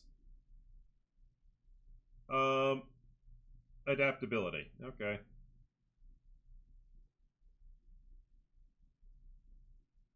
Unless I already have it, which I do.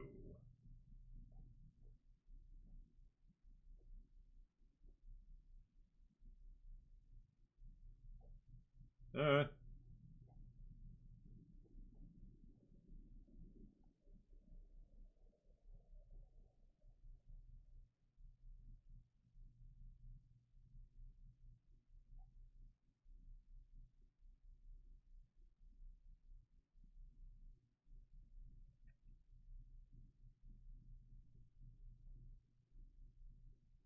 Cassia.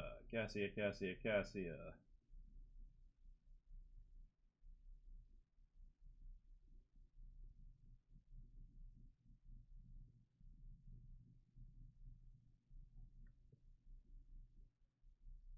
What was this?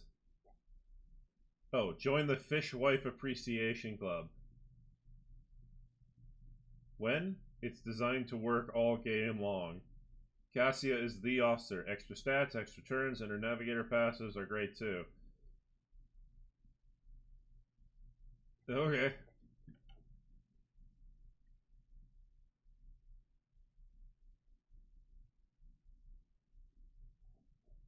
Four ranks available. All right. So we start back at opening strategy. Fine. And then we've got awareness. All right. And we've got decisive response.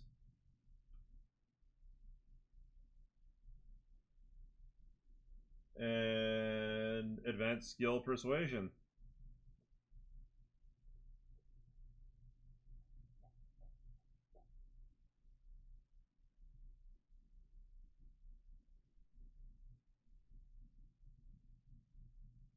And then we've got combat locus stratagem.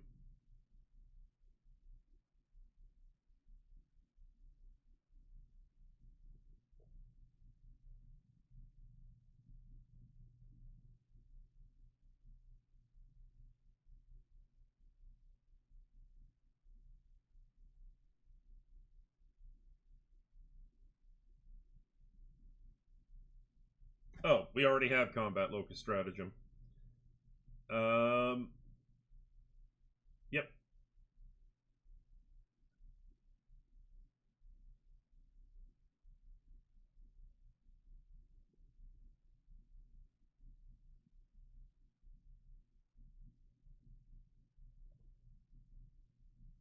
So that is 1, 2, 3, 4, 5, 6, 7. Warp Curse Unleashed.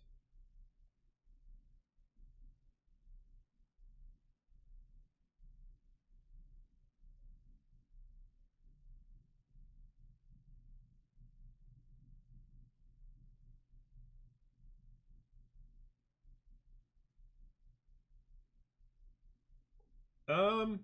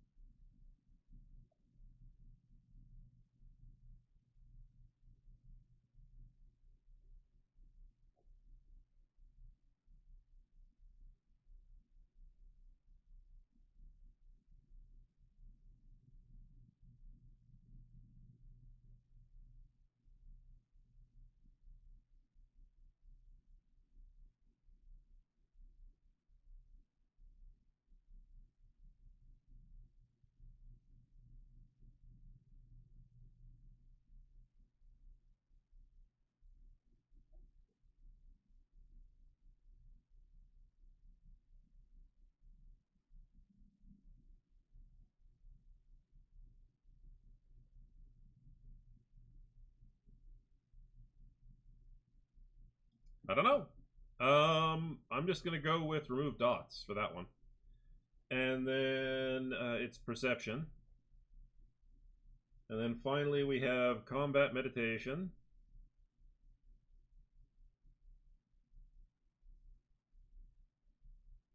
And no respite.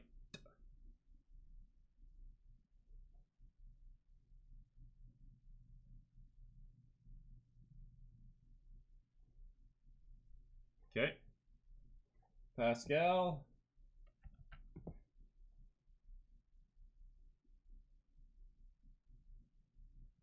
All right. How many? You got 4 ranks available?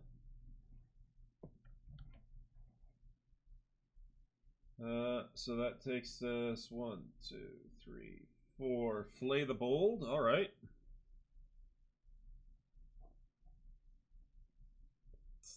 We don't have Flay the Bold.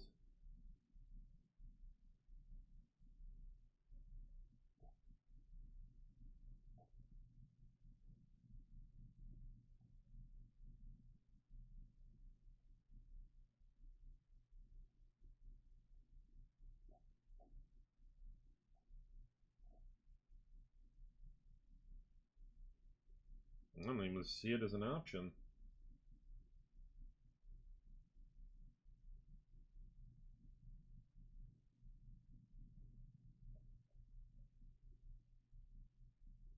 Pierce the... Well, we've got Pierce the Armor. So we'll take that, and then Lore Imperium. I can't take Lore Imperium, okay. Logic? Sure.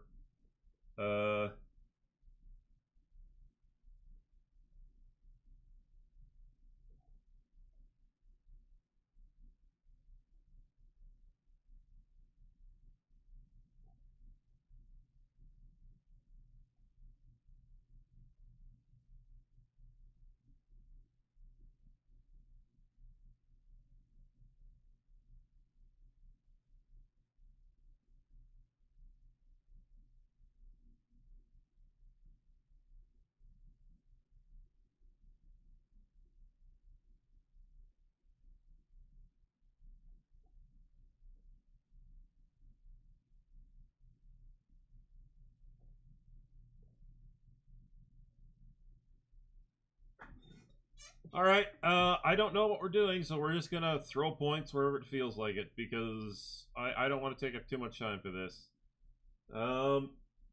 Degraded defense.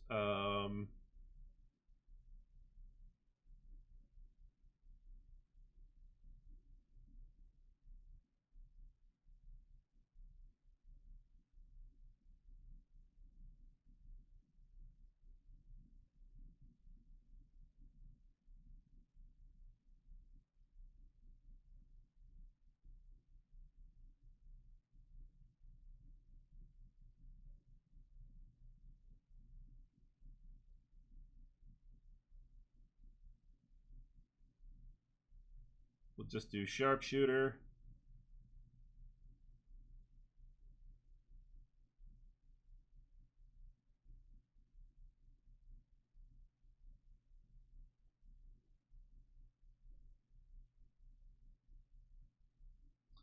Joint analysis, toughness, degraded defense, and withdraw. There we go. A little bit sketchy, but we got there. All right.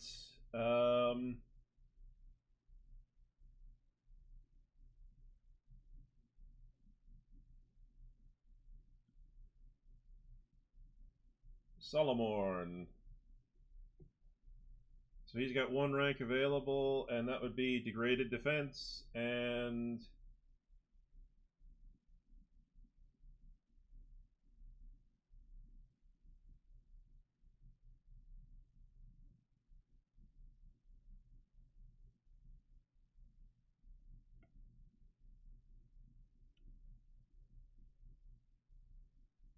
it says you can go even further into the meme and take flag bearer. Well, you know me. I'm kind of all about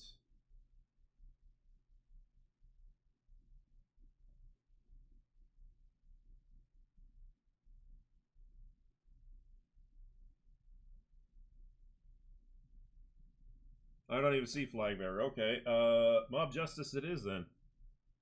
Except I can't see mob justice. Oh, there it is.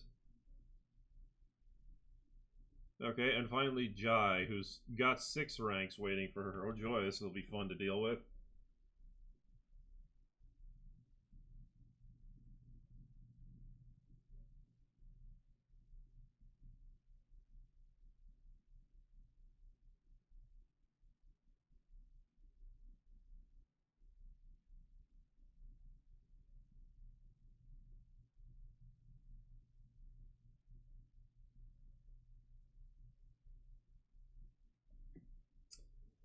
Let's see.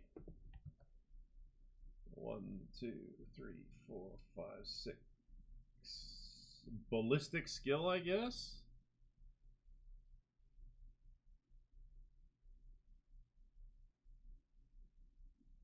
It...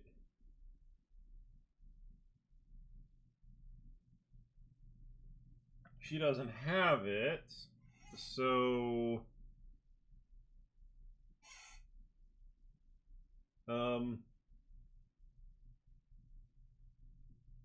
I'll just throw some int in there. And then tech use.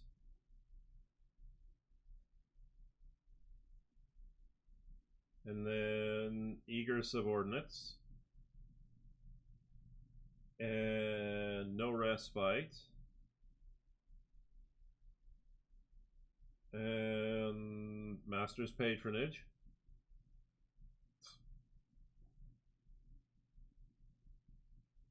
Except I don't see it.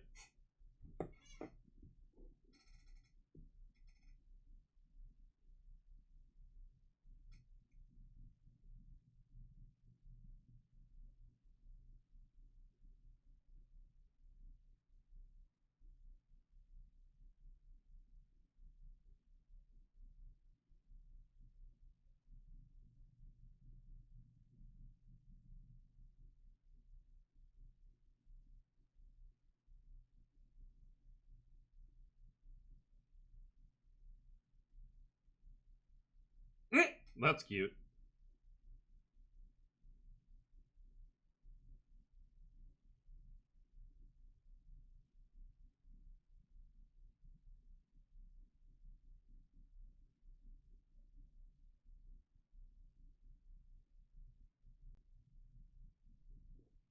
Yeah, I'll just grab logistical superiority to fill that slot. And logic. And then be vigilant.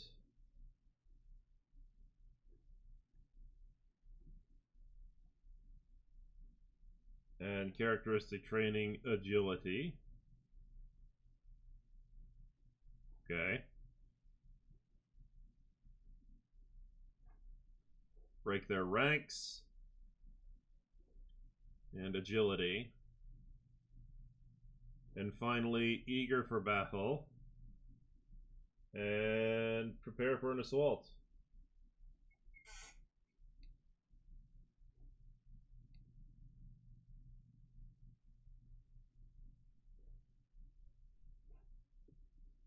Okay. Let's do this.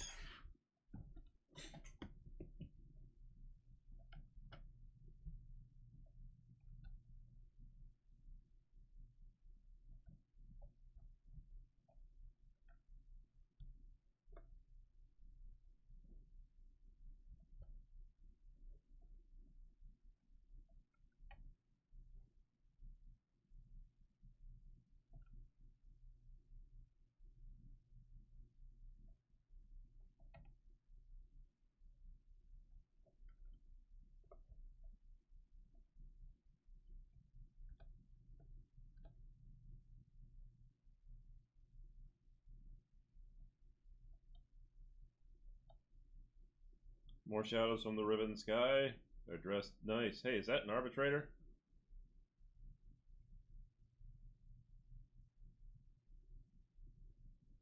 Why would an arbitrator be here? They're all holed up in their outposts, and this bunch has crawled out of the dump. Waltz, deal with them. If he can smell a fake. Hey, it's a Lehman Russ. It's a Lehman Russ.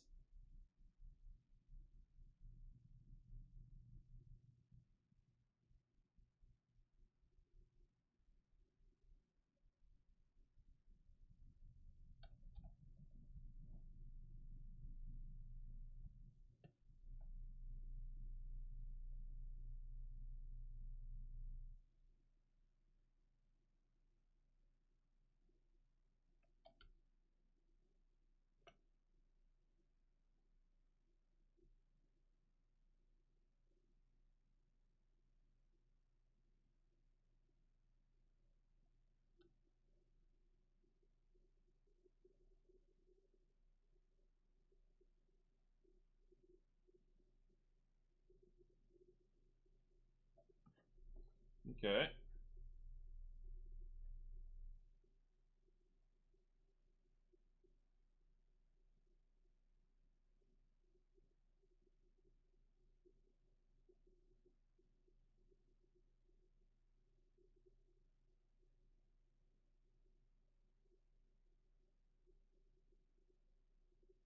Become bones in the foundation of the new truth. Oh, that's never good.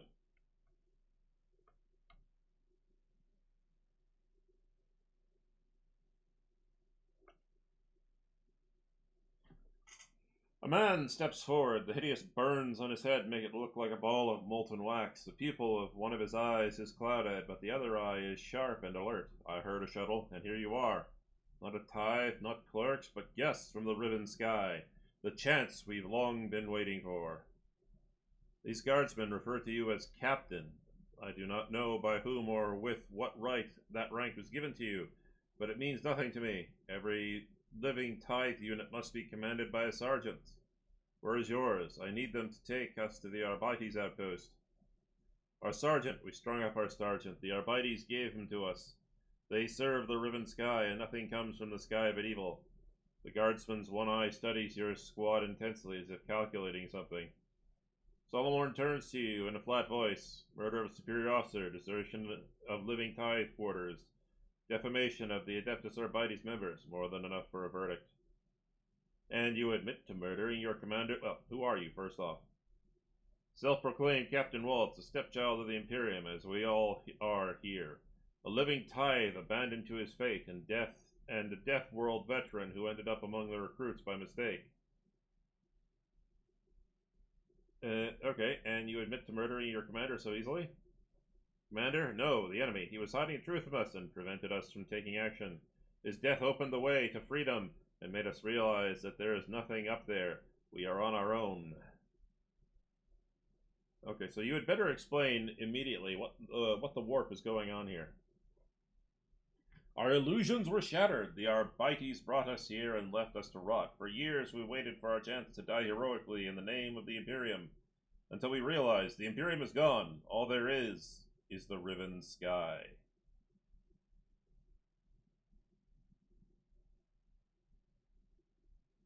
So you're telling me that instead of okay, so let me get this straight. The living tithe, which is basically men and women who are required to be sent for the Imperial Guard, have been sitting on this planet waiting and waiting for what, like a decade or okay.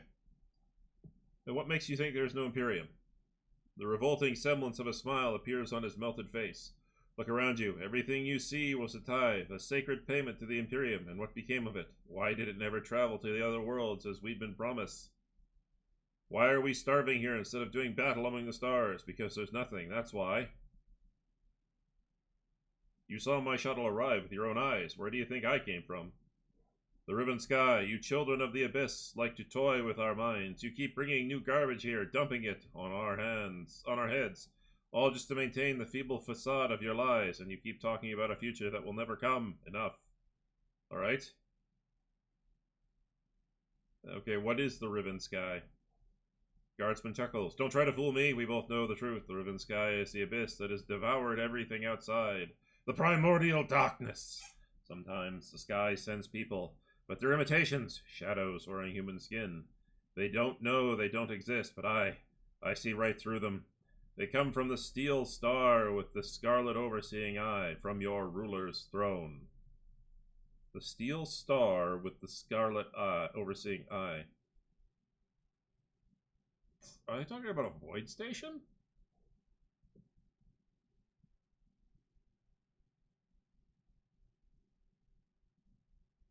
If the Imperium does not exist, then who feeds you? We break the containers open, and we get our own sustenance. At least the food we have here is real. Your minions, the Arbites, toss us some rations, but they aren't enough for the whole regiment. There are too many of us now. Your choice was between starving to death and desecrating the tithe. The mitigating circumstances will be taken into account during your sentencing. I mean, he's not wrong.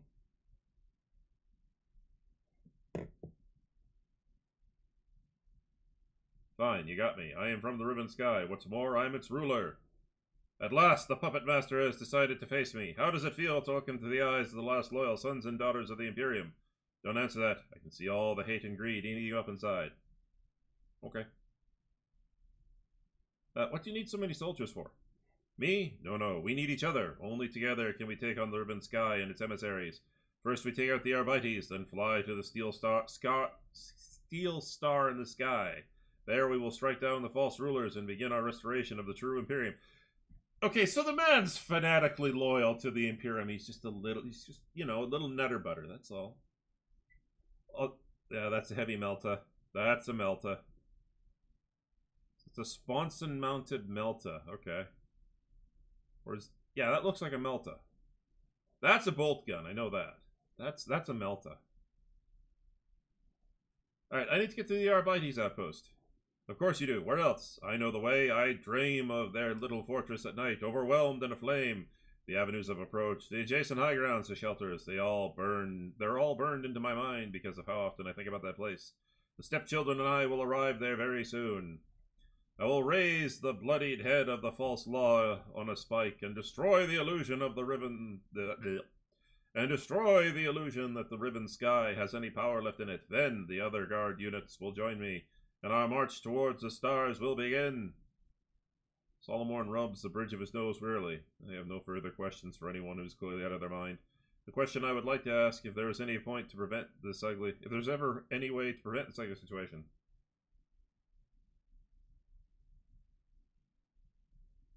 Alright. No matter your numbers, you will never take the Arbites outpost.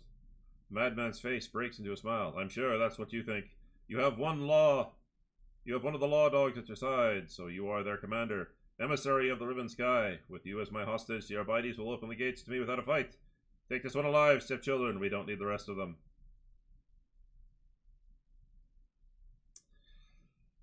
Let it never be said I didn't try.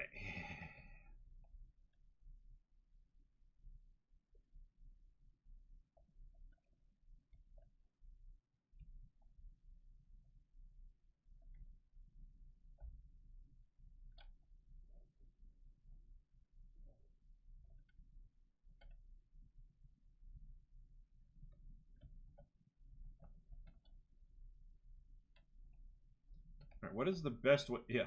What is the best way to get the most kills right off the bat with Argenta?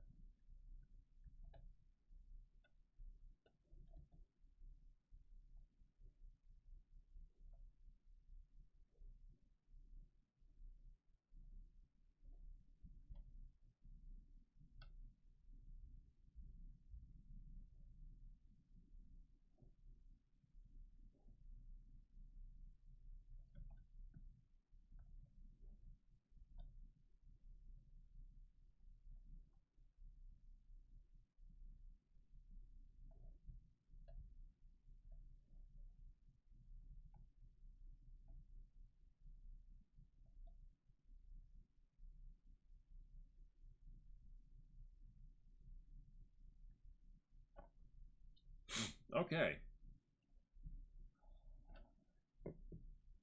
And the rear.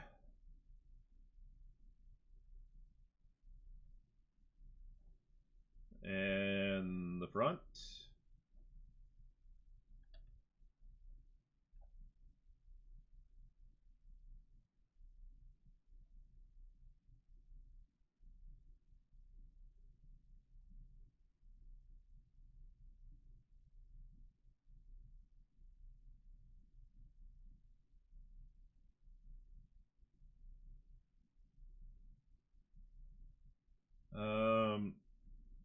Voice of command on Argenta.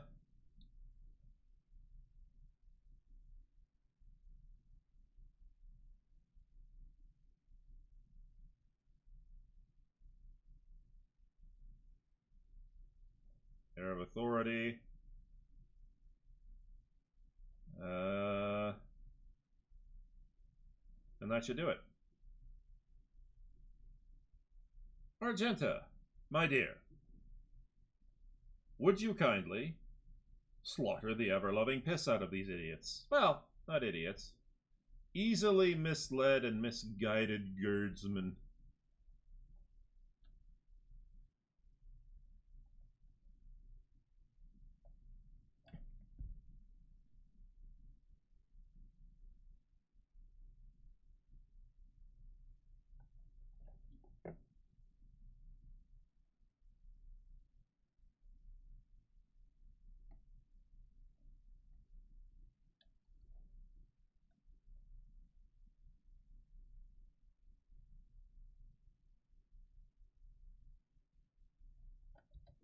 Reload, please, Argenta. Thank you.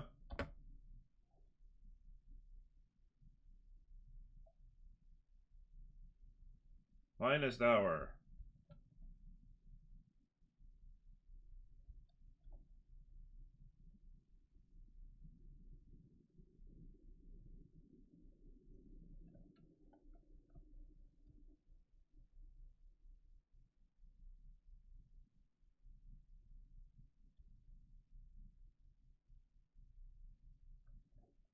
Just keep stacking those buffs.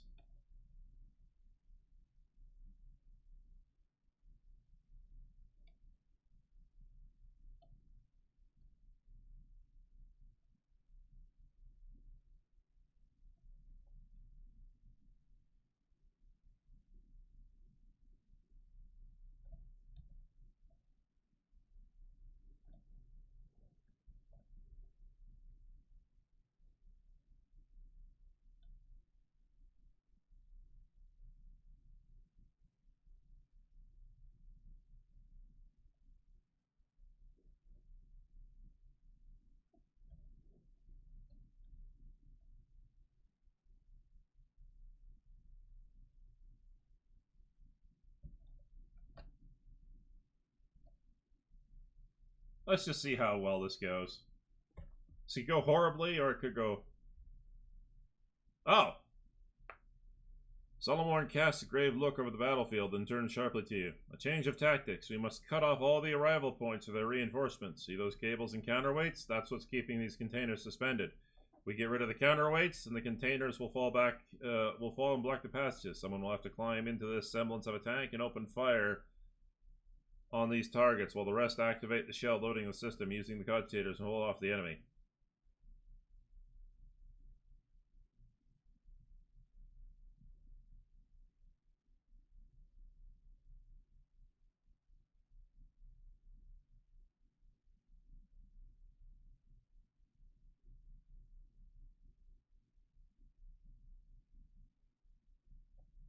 Pascal, you are the best candidate.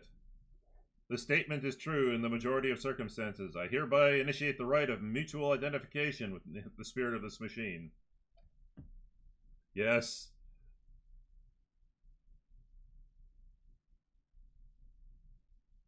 Counterweights to destroy.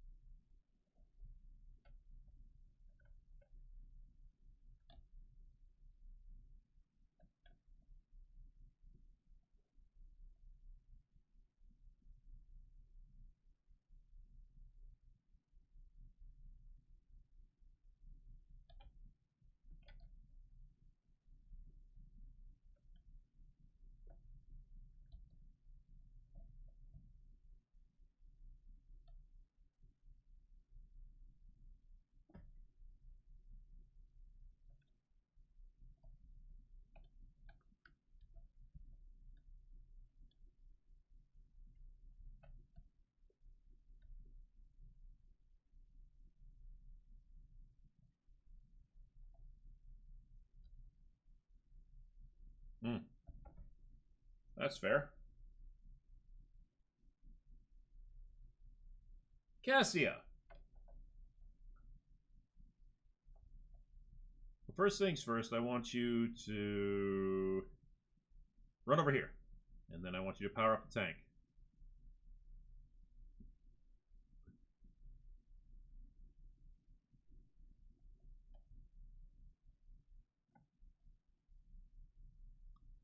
And then I want you to do this.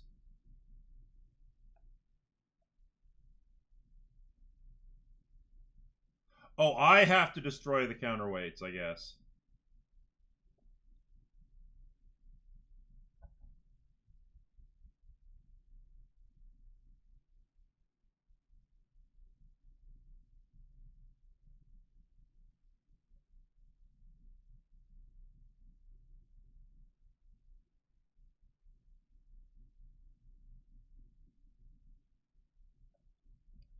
The Limon Russ battle tank.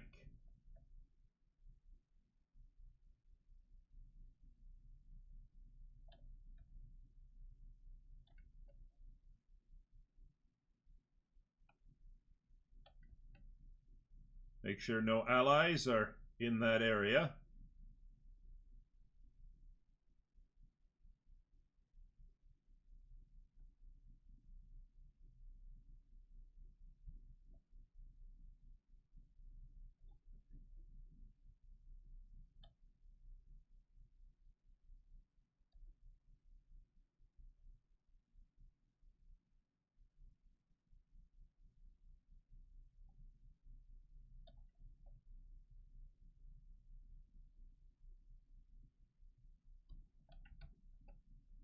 I think I hit Seth. Oh, no, I didn't. Okay.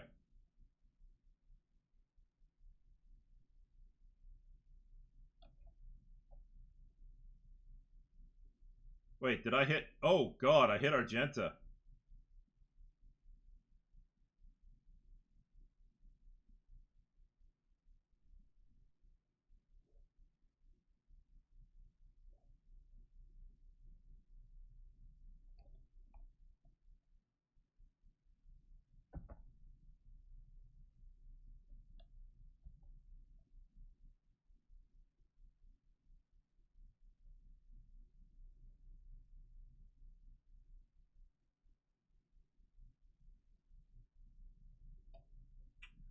Uh,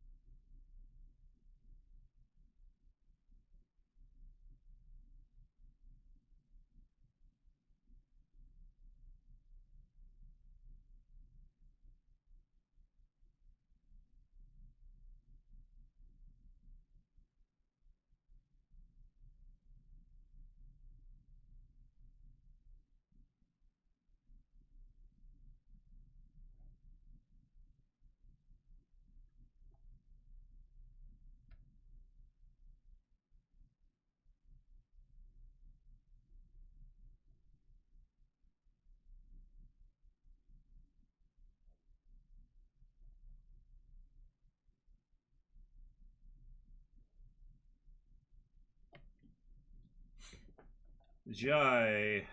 Um,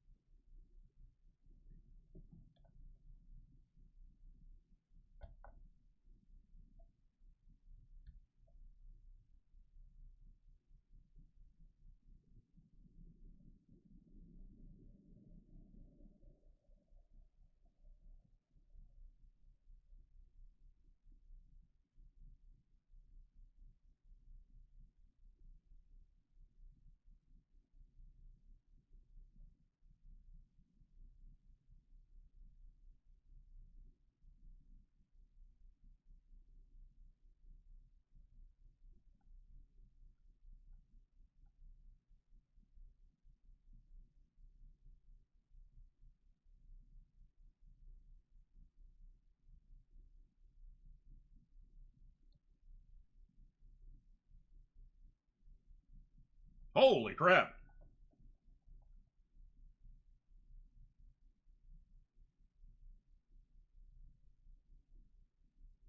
Seth just takes a step forward. Shift 3. Control 3. Reckless strike.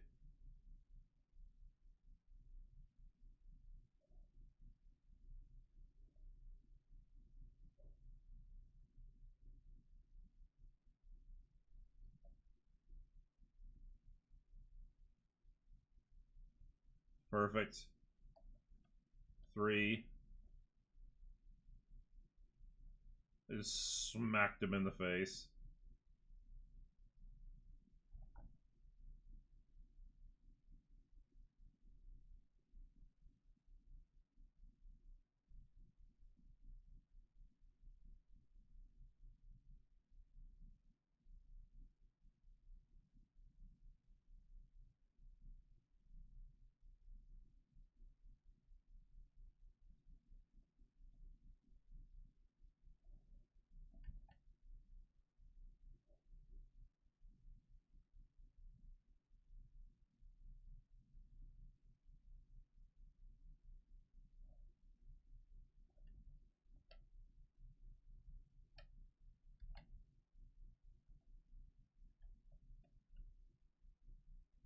Wait, where is Argenta?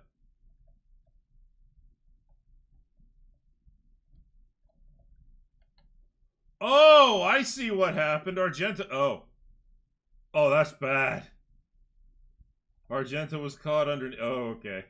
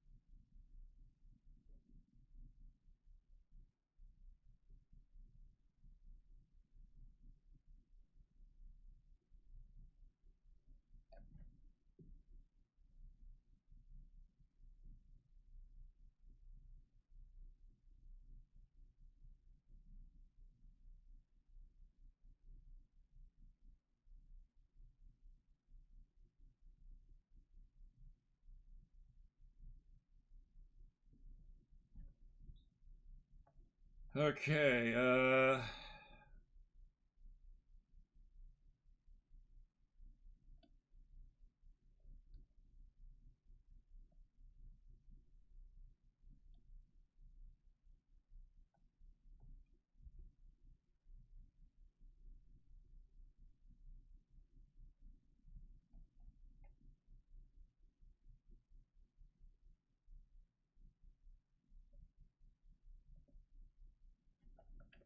I was okay. I have to be very, very careful because Argenta was crushed under that thing.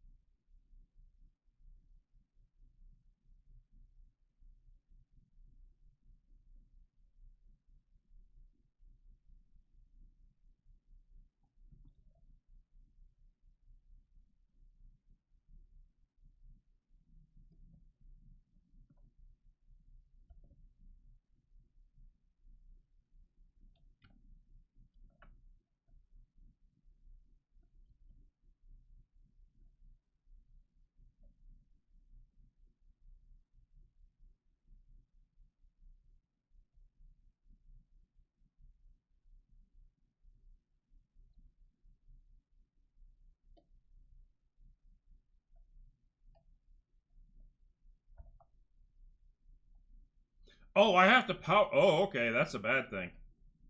I didn't power. Okay, I didn't power it up.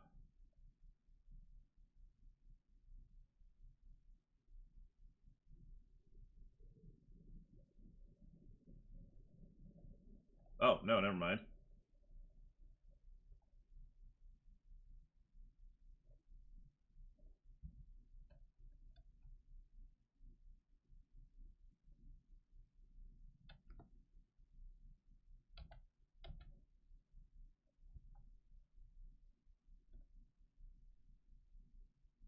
Okay, hang on. Let me do this again because I think I just figured out what I did wrong.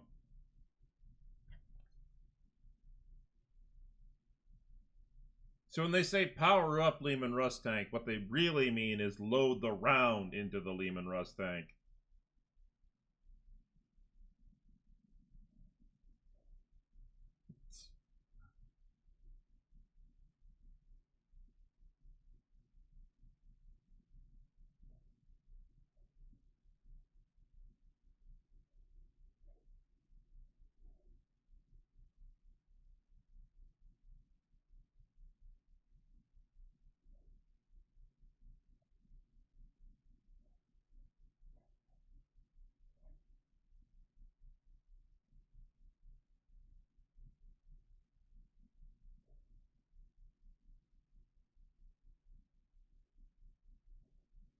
Actually, you know what, ladies and gentlemen, we're at 2 hours and 20 minutes. Now I know it's a little bit on the short side, but I'm pretty sure you guys don't want to sit through another 20, another 10 minutes of me specking my skills. So I'm going to cut you guys a deal. We're going to start the next stream next Friday, and we're going to get this done, and then and I will have taken care of all of the specking up. So I'm going to end it a little bit on the early side tonight, and then we can just jump fresh into action on Friday, and I think that's a good deal. And then I think, depending on how much content there is left, I think what we'll do is we'll shoot straight to the end of the game again. We'll just play through to the end of the game. We'll see the slides, and then we'll put Rogue Trader away until Season 2 is over. And I think that's a good plan until Season 2 of content is over, and we'll see how it goes. So I'm sorry for the somewhat shortened stream. I didn't mean to.